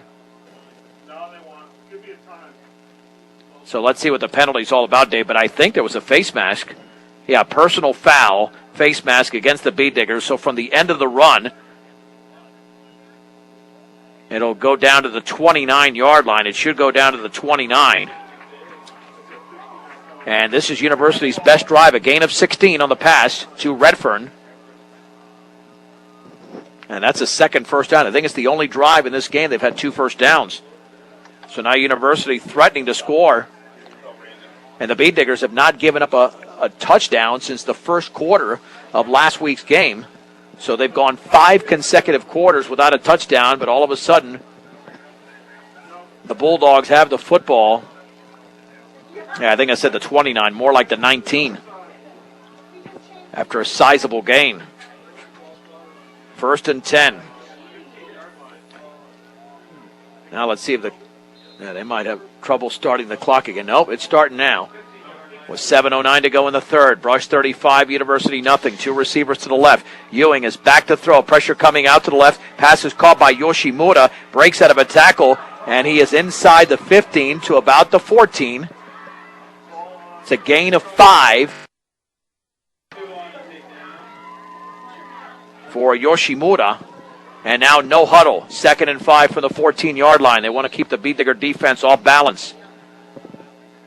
And he's tapping his helmet, Dave. That could be the sign of a pass as you've got trips to the right. Ewing in a shotgun. 1 receiver to the left. On 2nd and 5 from the Bee Digger 14. Ewing back to throw. Pressure coming out to his right. The pass is caught by Strohauer, but he's down for a loss. And the play was made over there by Randy Baker. Back to that might be the original line of scrimmage, the 19, maybe the 20. Call a loss of 6. 3rd and 11 to go. Or check it, it'll be 3rd and 10. It's right at the stick, but either way, as we approach the 6-minute mark, 4-down territory for University. Trailing the game by a score of 35-0 on homecoming night. Corey Volk, the homecoming queen. Maverick Seawald, the homecoming king. Trips to the left. That's 3 receivers. 1 setback on 3rd down and a long 10 for the 19. Quick drop for Ewing. Looking to his left. Throws over the middle. The pass is tipped. Incomplete. Right off the hands of the intended receiver at about the 5-yard line. That was Yoshimura out of the backfield. 4th down, and the Bulldogs will go for it. Okay. Yeah, well, our defensive line is doing a good job as they get upfield with that pass rush, but they're getting their hands up in the air, and boy, that just causes a lot of problems for a quarterback trying to throw it over the middle. 4th down and 10 to go for the 19. 3 receivers to the left, 2 to the right. Naked backfield for the quarterback, Brandon Ewing. Awaiting the snap. Perfect snap. Three-step drop. Rolling to his right. Pressure coming. Rolls. Still rolls. Throws towards the end zone. Wide open. Caught. Touchdown in the back of the end zone. It's a touchdown for University, 19 yards away. Let's see if we can track that receiver who's got the ball. Let's see. I'm looking at him right now. I think 81 or 83. Might have been Larson, huh? No, there's no 81 here. Well, I'm going to say it's Andrew Larson for now. 19 yards away. Yeah, I mean, tough to see. This is an impossible angle. It is so far away. 5:36 to go as that touchdown was scored. Extra point to be attempted by Matt Silvestre. Awaiting the snap. There it is. It's down. The kick is up. And that one is through. 5:36 to go. And there's a flag down. Let's keep it right here. Let's see if that's going to count. And if it's a penalty against Brush, it could be assessed on the kickoff. But I think University's coming back. Illegal procedure against the Bulldogs. But certainly, Dave, there was a coverage breakdown in the back of the end zone because Larson was open. Yeah, he was wide open. They really flooded the right half of the end zone over there, kind of in that northeast corner. They had a lot of receivers over there, but what allowed Larson to come open was the fact that we had to cover those people, and then he kind of snuck in right there behind our linebackers in the middle of the field. So a longer extra point. This one is up, and that one is boomed. I think it's way off to the left, and it is. 5:36 to go, third quarter. It's Brush 35, University 6 on 1010 KSIR, 94.5 The Ranch, and KSIR.com. Well, the Bulldogs get on the board. That was a rather hefty drive, 8 plays, 73 yards in 3 minutes and 13 seconds. Andrew Larson, unofficially, we believe it was Larson, 19-yard touchdown pass from Brandon Ewing. PAT failed. Silvestre with a little pooch kick that's fielded at the 37 and caught, and Maltos Garcia takes a seat. And Brush will have the football there with 5:35 to go in the third, up by 29, which means the Beat Diggers, if they're going to get this to a running clock, would have to score 2 touchdowns without University scoring another. So the starting unit will be out there, although Maltos Garcia is staying in the game. Maybe he will remain as the quarterback, as Brush has the football just shy of the 38-yard line. So the sophomore into the game for the Bee Diggers. 1st and 10 at their own 38-yard line. Let's see if they stick with a ground game, holding this hefty lead. Peterson's in motion to the right. And there's the gift to Gutierrez, running left back to the middle of the 45, breaks out of a tackle across the 50, inside the 50 to the 48-yard line, a gain of 14, and a Brush Bee Digger first down.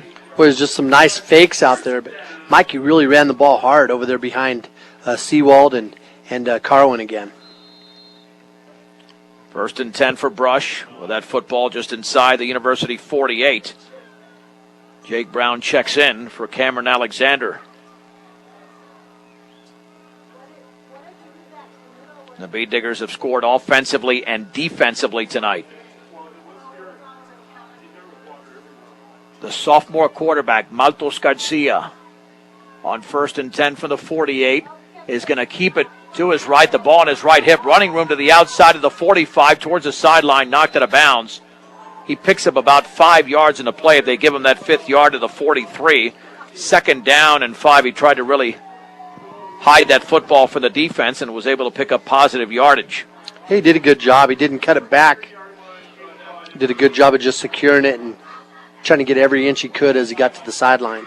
2nd down and 5 for the Bee Diggers at the 43-yard line of University. Brush 35, University 6. As the Bee Diggers have all their real top-notch position players score tonight, including Kyle Rosenbrock's 2nd longest scoring run of the year at a 90-yarder against Fort Morgan 80-yarder tonight from the 43.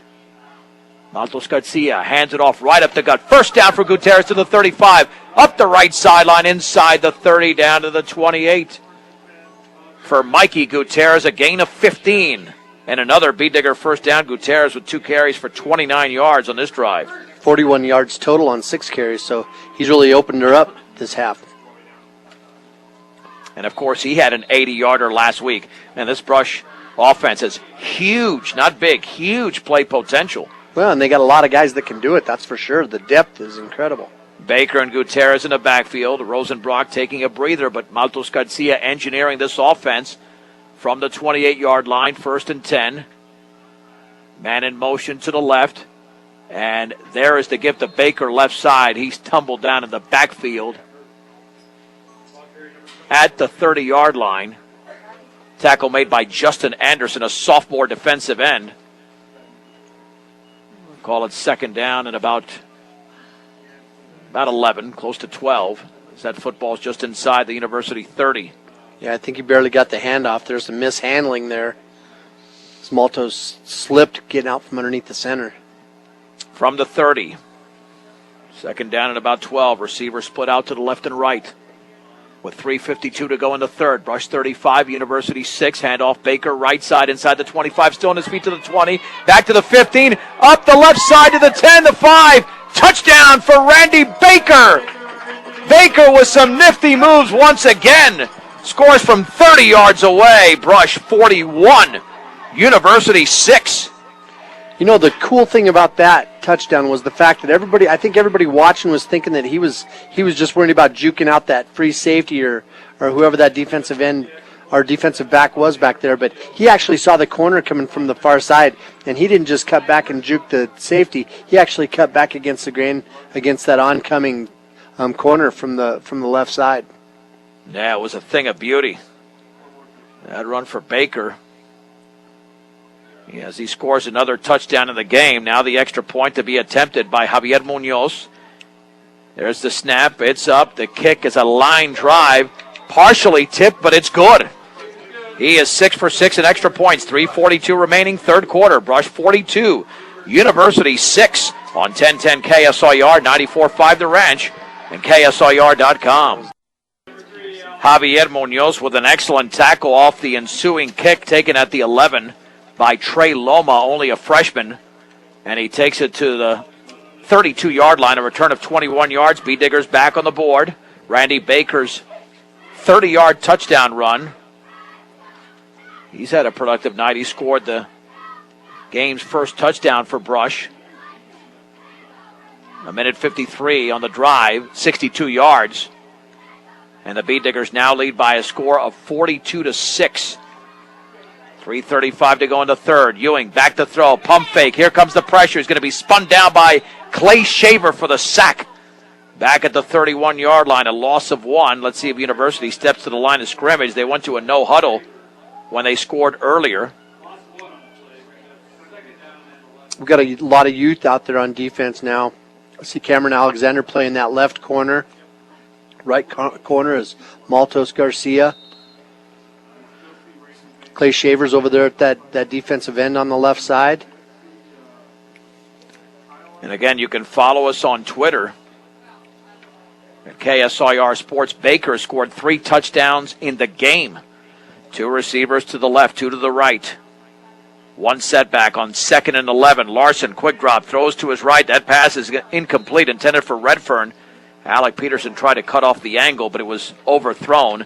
3rd and 11 to go. Dave, I don't think there's any doubt that once the B-Diggers score, they won't have any starters in there. You're right. They have a lot of second-teamers in there, but Baker's still out there, as is Alec Peterson, but the majority out there are second-teamers. Yep, Diego Lopez is our free safety. I saw Jesse Woodward just ran out there to take a defensive lineman position. 3rd down and 11 for University at their own 31-yard line. This is also KRFD 94.5 The Ranch. Marino trips to the right. Under center is Ewing. 3rd and 11 for the 31. 3-step drop out to his right. That bullet is right through the chest of the intended receiver. Wonder that's Loma out there. Man, he threw it way too hard for him. It's 4th down. Nope, check that. That's Spencer Bradley. He's only a freshman. 4th and 11, and University will have to punt. And all they're doing, Dave, is extending the game with these short possessions. Yeah, and, they got to, if I was them, I'd want that clock to be running and get out of here with what you have left, and they keep throwing the ball and stopping the clock. Once the Bee Diggers score again, the clock will run, and the G-Man will be headed home. He figures this thing's over already, but enjoying the indoor conditions. So the Bulldogs to punt. Baker standing at his own 30. Perfect snap. Here comes the rush. End over end. Baker is it at the 34 to the 40, back to the right to the 43-yard line, and then he's hit from behind. Down at the 43, a return of 11. And the Bee Diggers have the ball right there. About 57 to 58 yards to go before they make this a running clock. In the third quarter, Brush 42, University 6. And they'll take possession at the 42. Matos Garcia led them down the field for their 6th touchdown of the game. But yeah, now you've got a second teamers in that backfield from the 42. And Matos Garcia drops the football and picks it right back up and falls on it at the 41. B.J. Hirschfeld in that backfield along with Conrad Cole. So the football back at the 41, 2nd down and 11 to go for Brush. Yeah, we got a lot of young guys in there. That's good. It's great to see these guys getting these repetitions. One of the things we've said millions of times about what makes the Diggers so good from year to year. The backs are split. University's got some second-teamers out there as well. Handoff left side to Hirschfeld, and he dives to the 45, grabbed around the ankles. The tackle was made over there along the interior of the defensive line. John Prama Jr. around the football. 3rd down, and we'll call it a long 7. It was a decent run there, and that offensive line did make a hole over there on that left side. Again, the Diggers, whether they have their varsity out there or their JV, they love to attack over there. 1:27 to go, third quarter. Brush 42, University 6. The Bee Diggers led 21-0 at the break, so they've scored 3 touchdowns in each of the last 2 quarters from the 45. Man in motion to the left is Wyatt Coleman. And there's the give, left side to Hirschfeld, and he's got about 3 yards. Running hard and low to the 48. Well, let's see, the Bee Diggers will punt on what is a 4th down and about 4 to go. They've got to get to the other 48-yard line. Well, Brush might just go for it here. I'll give University very good field position if they cannot pick up the 1st down. Oh, this reeks of a bootleg. I think Matos Garcia might keep it here. Let's see if that's the case. On 4th and 4 from the 48. Coleman is in motion to the right. Matos Garcia is tackled as soon as he got the snap. Somebody either missed an assignment. There was obvious blitz there, but he had no chance. He lost 5 back to the 43. University has the football back with 32.5 seconds to go in the third quarter, trailing by 36. And Dave, somebody came on a blitz, and that was pretty easy for the Bulldogs. Yeah, they got their varsity guys out there, and they have all that timing and all those reps blitzing, and they're going against our junior varsity offensive line who's trying to figure out who to block and what to do because they're just getting out on the field. So really a mismatch. They were sending a lot of guys right up the middle. 1st and 10 for University at the Bee Digger 43-yard line. Well, Brandon Ewing still out there. They want to score some points here. Trips to the left. They're going to challenge this team. Back to throw. Deep drop Ewing. Screen underneath. Caught at the 45. Towards the right sideline. That's Strohauer. And he's going to be taken down along the far side inside the 35. He's got a 1st down. Looks like the 32. And, a gain of 11 on the pass to Tad Strohauer. 24.6 seconds to go in the third. Boy, this has turned into a very long game. 90 yards passing now. Well, yeah, they're packing it on here during what is seemingly garbage time. From the 32, back to throw off the shotgun, deep up the right side, wide open, touchdown. And let's see if there was a push-off or interference against the Bee Diggers. And let's see if we can spot a number again over there.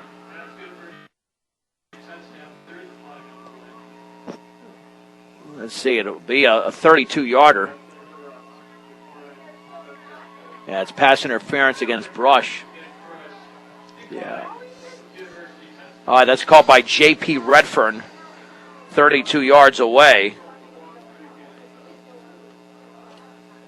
No. And now the extra point to be attempted by Matt Silvestre. That was a quick drive. They scored in just 13 seconds. And that extra point is going to be good. Let's keep it right here. It's 42-13 in favor of the Beet Diggers. Well, Dave, I guess if they feel better about that, then more power to them. But they needed that much earlier in the game. Yeah, that's something for them to celebrate. And we'd all like to see a running clock just because of the bad weather. But you know what? It's good for our young guys to get in the game. You know, while we're talking about good things, Coach Laney Benendike's done a great job with our cheerleading squad down there, and our mascot Digger Dan, where they're just doing a good job of working hard down there, and they're really organized, and they did a really good job with all of our Thompson Primary and Beaver Valley cheerleaders this week, getting those young girls ready for the game. Yeah, I mean, it was really a special night out here at Beet Digger Stadium. And it continues. Well, let's see if they even try to squib it. Never know. You can't take anything for granted here. They're making some changes that are on the inside. On those guys that are headed down there, the guy that stands right next to the kicker on his right side, they traded him in with another person, so they might be making that plan. Well, let's see what happens on this ensuing kickoff. And that'll be low and fielded and dropped and picked up by Baker running to his right across the 30, then spun around, and he'll be down and out of bounds at the 34, maybe 35-yard line. 10.4 seconds to go in the third. And the Beet Diggers holding a 42-13 lead. And they'll take over right there. Matos Garcia back on the field to lead his team. And yeah, this is certainly a very long third quarter because both teams have had their share of scores.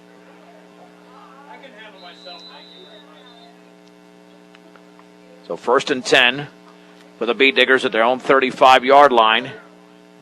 And now University calls a timeout. Well, we'll keep it right here because we're almost at the end of the third quarter. Let's tell you today's halftime show brought to you by Valley View Villa. Look to the team at Aspen Rehabilitation inside Valley View Villa for your sports rehab, short-term or long-term care needs. Stop by 815 Fremont or call them 867-8261. And today's halftime show did include the Homecoming King and Queen. Homecoming King, Maverick Seawald, Corey Volk, the Homecoming Queen. And B&B Appliance carries a full line of in-stock and ready-to-be-delivered Whirlpool appliances with the world moving towards more green energy. Time for you to recycle the old and get in with the new. New appliances, that is, at B&B Appliance. All right, more than likely one more play left in this third quarter. It was 21-0 at halftime. The teams have combined for 5 touchdowns in the third. 3 by the Beet Diggers and 2 by the Bulldogs. 1st and 10 for Brush at their own 35-yard line. I thought maybe University was trying to trade some players in. That's why they called the timeout, but really they haven't. They have a couple of new faces in there, but mostly their starting lineup. On 1st down, Matos Garcia is going to be hit. Or was there a loose football there? I think he handed the ball off, but going nowhere was Conrad Cole, thrown for a loss of 3, and thankfully that's the end of the third quarter with the score. Brush 42, University 13 on 1010 KSIR, 94.5 The Ranch, and KSIR.com. John Beltran, Dave Urick back from Beet Digger Stadium where the Beet Diggers lead University 42-13 as we head to the fourth. Beet Digger football, 2nd down and 13 from their own 32-yard line. The rain has stopped, but plenty of rain fell tonight on this turf. from the 32. Matos Garcia with a bootleg left, has running room to the outside and speed to burn to the 35. Now to the 40 along the left sideline, and he's out of bounds. It's a first down for Matos Garcia on a 2nd down and 13. He gets to about the 47-yard line. Gain of 15 for Matos Garcia. I tell you, Dave, if they're going to come on those blitzes up the middle, then you make sure your quarterback or somebody runs as fast as they can to the outside and burns that opposing defense. I just think that's so cheap. We got our second string in there and sending people on the A gap trying to crush your junior varsity quarterback. Yeah, I mean it's going to get somebody hurt, not playing conventional football. First down, handoff left side to the 50-yard line and driving inside the 50 to the 47. I believe that is B.J. Hirschfeld. It is. Strong running by the sophomore. It's a gain of 6, 2nd down and 4 for the Bee Diggers in University territory for the umpteenth time tonight. Just a nice carry there. Ran the ball hard, but they had some good fakes. That offensive line's doing a good job of firing off. 2nd down and 4 from the 47-yard line in University territory. Brush 42, University 13. The backs are split. Quarterback Matos Garcia has the football and is going to hand it off on the left side, a gain of 1. As Conrad Cole was tripped up at the 46. Looked like might have been Brendan Alonso, a junior, made the tackle. 3rd and 3 to go for the Bee Diggers. I see some other faces out there. Jesse Woodward, Noah Leachman. On 3rd down. And 3 to go from the 46.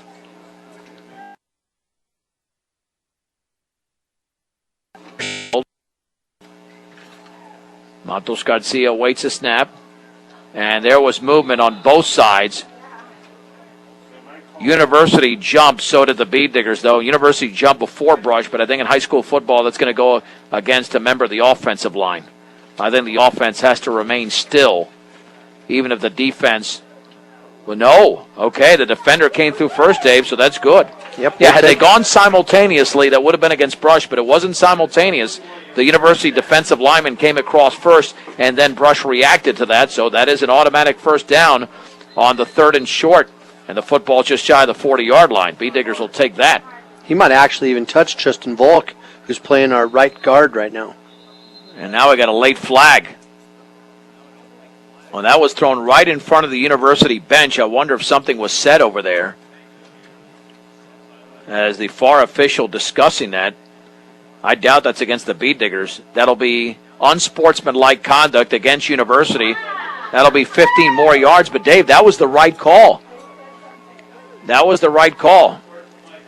Absolutely. The kid came across the line first. I'm not sure, but I think he might have made contact with Volk, causing Volk to go backwards. 1st and 10 for the Bee Diggers at the University 25-yard line. Brush led in this game 35-0. The University's come through with a little bit of a run. Brush looking to respond once again from the 25.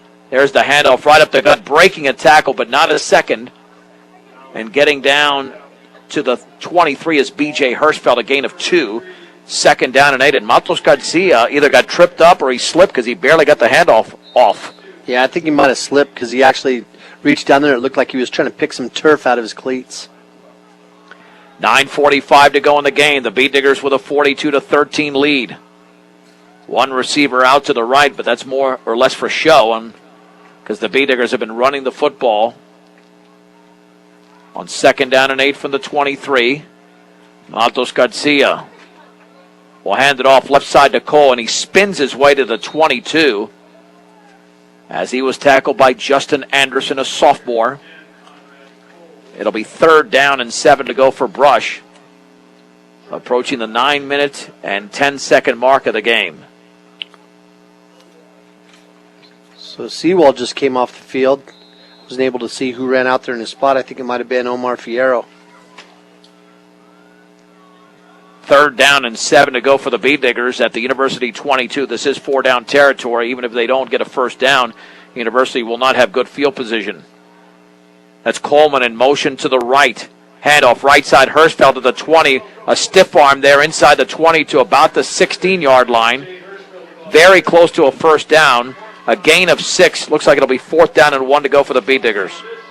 So 15 yards now for Hirschfeld on 6 carries. And they did a good job again with those fakes. It seems like they're always taking University defenders with them. Hirschfeld had that wide open room to run over there, and then he cut it back at the last minute. Well, Brush has had the football for the first nearly 4 minutes of the fourth quarter. 4th and 1 at the 16-yard line for the Bee Diggers. Cole and Hirschfeld remain in the backfield.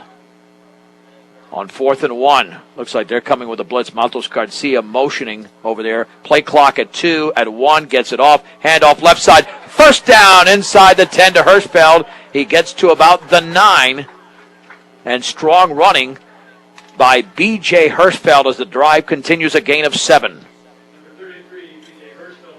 22 yards now for Hirschfeld. And I'll tell you what, the fakes are just really good with this offense, and the offensive line's doing a good job with their blocking, and it helps University's not blitzing anymore.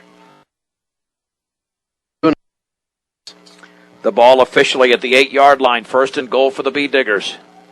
Looking for their 7th touchdown of the night. 3 of the first 6 have been scored by Randy Baker. On 1st down, Matos Garcia, handoff right up the middle to Cole. Inside the 5, he drives and he scores! Conrad Cole, a touchdown from 8 yards away. And Brush now leads University 48-13 on the 8-yard run by Conrad Cole. And he did a good job. It was like he was kind of running like he was in a fight, wasn't he? Because he wasn't going to go down. And, you know, what was he, 112-pound, 113-pound state champion last year. Comes out here probably weighing 125, maybe 130, and just run hard right there with some big kids to run against.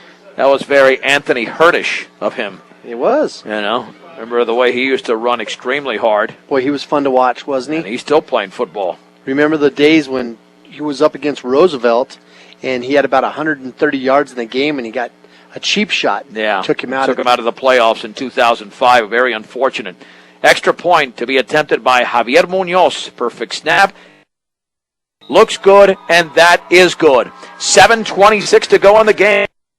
49, University 13 on 1010 KSIR, 94.5 The Ranch, and KSIR.com. And Garcilaso kicks it off for Brush, but it goes through a University receiver into the end zone, but there is a flag down at the 40. That might signify that somebody was offside for University. And if you're the Bee Diggers, why re-kick it? Just allow University to take the football over at their 20-yard line. Let's see what this flag is. Yeah, because the offenses and defenses for both teams are on the field. So this looks like it's going to be against the Bulldogs. The Bee Diggers put together an impressive 10-play drive, 65 yards, 4 minutes and 35 seconds. Conrad Cole from 8 out produces Brush's 7th touchdown of the night. And the Bee Diggers now with a very impressive 49-13 lead. University's got the football 1st and 10 at their own 20-yard line. Their starting quarterback, Brandon Ewing, is still out there. We have some young guys out there again. Clay Shaver, Fierro, Hirschfeld, Cookie Barraza.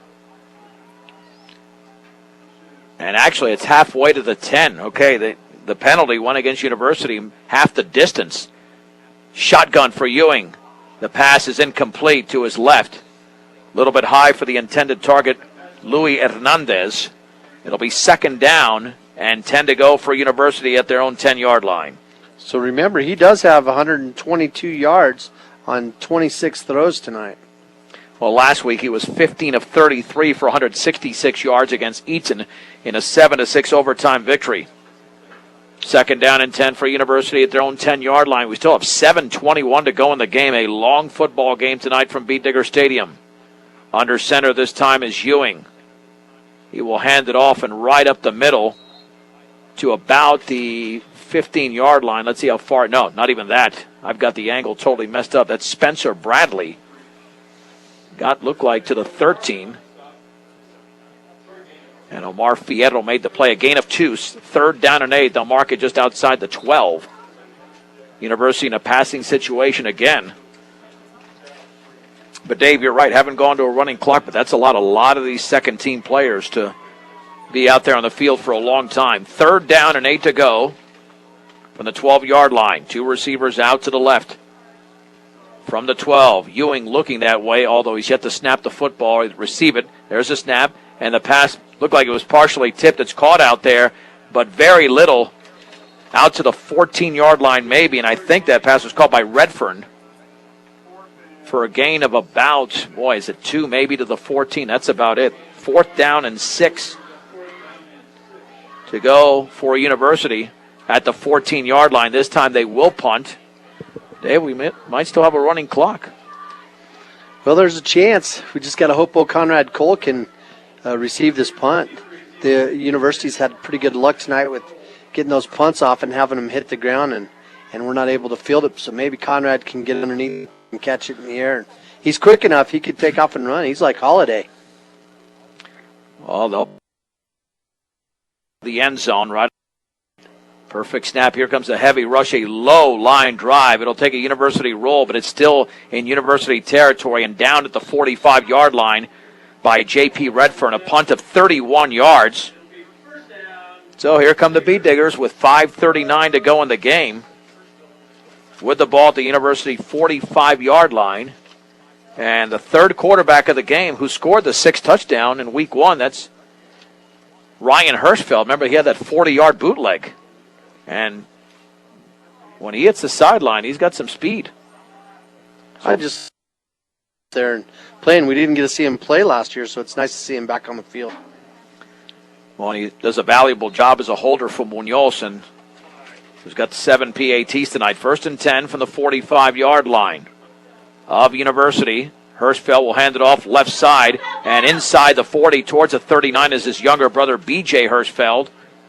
He is stacked up over there by Louis Hernandez. A gain of 5. 2nd down and 5 to go for the Bee Diggers. 40 yards away from getting this game to a running clock with 5:18 to go and a 49-13 lead. You can follow all the scoring updates on Twitter at KSIR Sports. Each and every scoring update on Twitter, KSIR Sports is the handle. 2nd and 5 from the 40-yard line. Pretty decent crowd out here still. Backs are split.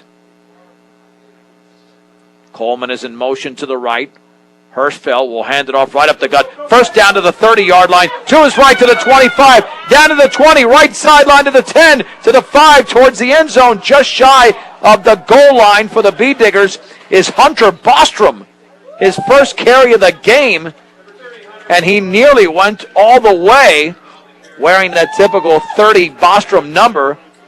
And it's a gain of 37 for Bostrom. 1st and goal for the Bee Diggers. What a run. And I'll tell you what, he showed a lot of quickness, taking off, and then once he broke through that initial defense, he cut that thing to the sideline and just took off. Showed a lot of speed. 1st and goal for the Bee Diggers. Bostrom and Hirschfeld in that backfield. Hirschfeld awaiting the snap. Will hand it off to Bostrom running right, and he's going to get very little. If anything, no, hit at the line of scrimmage. 2nd down and goal from the 3-yard line. We still have 4:33 to go in the game. That ball just shy of the 3-yard line, lost about half a yard. Bostrom is now out. Conrad Cole is in. Yeah, he gave him the ball a second straight time after a 37-yard gain. Probably be a little tired. Yeah, I was going to say he might not have had the same jets after that incredible run in which he went right up the gut and cut to his right. 2nd down and goal just outside the 3. Coleman in motion to the right. Hirschfeld turns, hands it off left side. That is going to be a touchdown for B.J. Hirschfeld, 3 yards out. Inside of 4 minutes to go in the game. It turns into a running clock, at least it should. 55-13. Yep, and let's see if the officials signal running clock, and they do. So Hirschfeld scores. That drive was 1:41, 45 yards. And Javier Munoz to attempt the extra point. We might be down only 3 or 4 plays now in this game because of that touchdown by B.J. Hirschfeld from 3 yards out. And the PAT good from here. And that is under a running clock. Brush 56, University 13 on 1010 KSIR, 94.5 The Ranch and KSIR.com. Justin Anderson returns the ensuing to the 30-yard line. With a 3-yard run has given the Beet Diggers now a 56-13 lead. Of course, get all the updates on Twitter at KSIR Sports. Under a running clock. That was a 45-yard drive, as we mentioned, in just over 100. Him, though he had a lot of yards, 100 on the ground, in the air. And there's the pitch low. Same man, Los Garcia.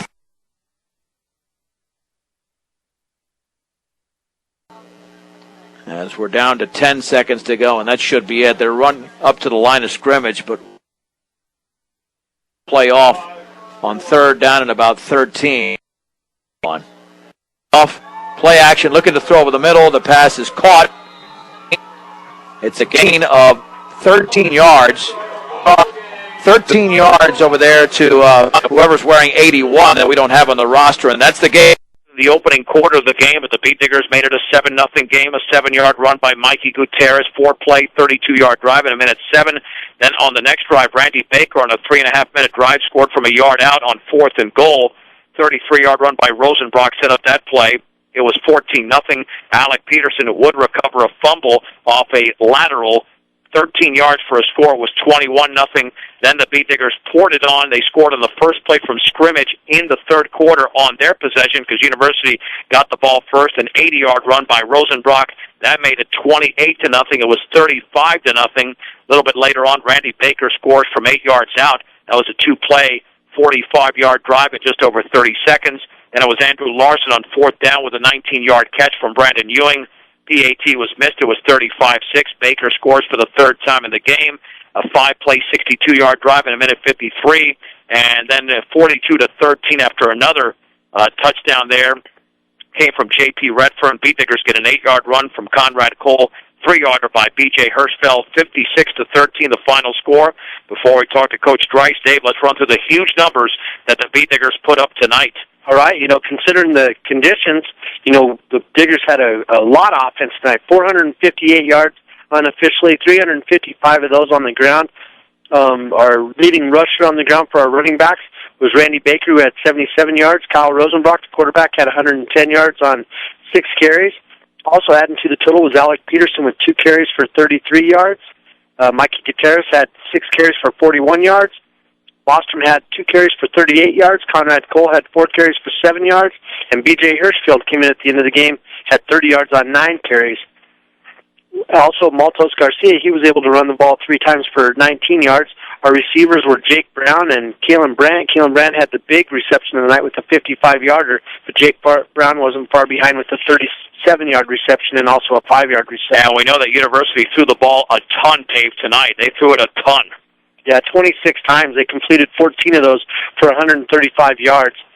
But on the ground, they were only able to come up with 9 yards total rushing, and that really was the method to the madness. It was a long game because they had a lot of incomplete passes that kept stopping the clock. And the Beet Diggers finally got to a running clock for the 2nd time this season in a home game after they beat Ray in Week 1, 42-0. They win this game tonight by a 56-13 margin over University as the Beet Diggers pick up an impressive home victory on homecoming night. As we bring in the head coach of the Beet Diggers, Randy Dreiss, with another dominating performance. Well, Coach, I was wrong. I mean, I figured, you can work on this passing game, but with a 21-0 lead in the ball, you were going to work on the passing game regardless of the conditions. I know it didn't go how you wanted it to necessarily from a statistical standpoint. Rosenbrock did have a nice throw to Brown there in the 3rd, setting up another touchdown. So this, I guess, just continues to be a work in progress from that standpoint. Most definitely. We need to work on it, and I wanted to work on it a little bit tonight, and the weather kind of affected us a little bit. That ball got a little slick, and but you got to overcome that, and they had the same conditions as us. They completed some passes, so we're definitely going to keep working on it and try to get better in that phase of the game. But I'm glad we got away with a good victory, and I don't think we have any serious injuries, so that's a good thing. Was that the biggest fear coming in when you saw the conditions? Somebody could turn an ankle, something really bad could happen, considering that, you've got to rely on these backs to get it done, and even the offensive line to get off their blocks, and you certainly don't want anybody hurt in a situation like this. Exactly. We definitely don't want anybody hurt, and we had some situations, their linemen were really diving at our knees and kind of worried me there for a while. I told our defensive lineman to back up a little bit, but we handled them pretty good the second half, I thought, and did some really good things. Started off a little slow, and I was a little worried about that coming in. We come off a big win. You worry about that, their psychic or their emotions or whatever it may be, and I thought we started a little slow, but we ended good. And we talked at halftime and made some adjustments on our blocking schemes, and those are things we just got to learn as we go. You line up how you think they're going to line up against you, what you watch in film, and then they do something different. You got to be able to adjust to it and block accordingly. And we had a little bit of trouble with that at the first half, but second half was much better. From a defensive standpoint, maybe a few years ago it would have been difficult to defend a shotgun or a spread offense that you hadn't seen normally. But is it almost easier now to defend that type of offense as opposed to the Fort Morgan-style offense under center, and they try to run the football, because you see a lot more of the spread offense now as opposed to the offense that Rush runs or a Fort Morgan runs under center with a power attack? Well, I tell you, all of it's easy when you have the good kids that we do this year. And so, I'm not going to say it's easier. Platte Valley's got great athletes, and we did a great job against them.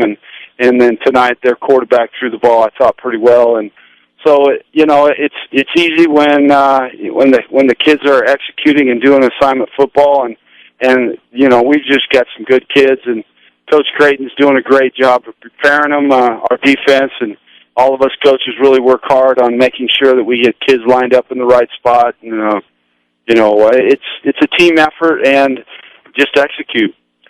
Coach, another block punt tonight. This is amazing. 3 in 2 games. I mean, you could go back for the last, 12, 13 seasons that you've coached. I don't think you had 3 block punts over the first 13 seasons of your head coaching career. Now you have 3 in 2 games. I mean, it's something special, no pun intended, about that special teams unit out there.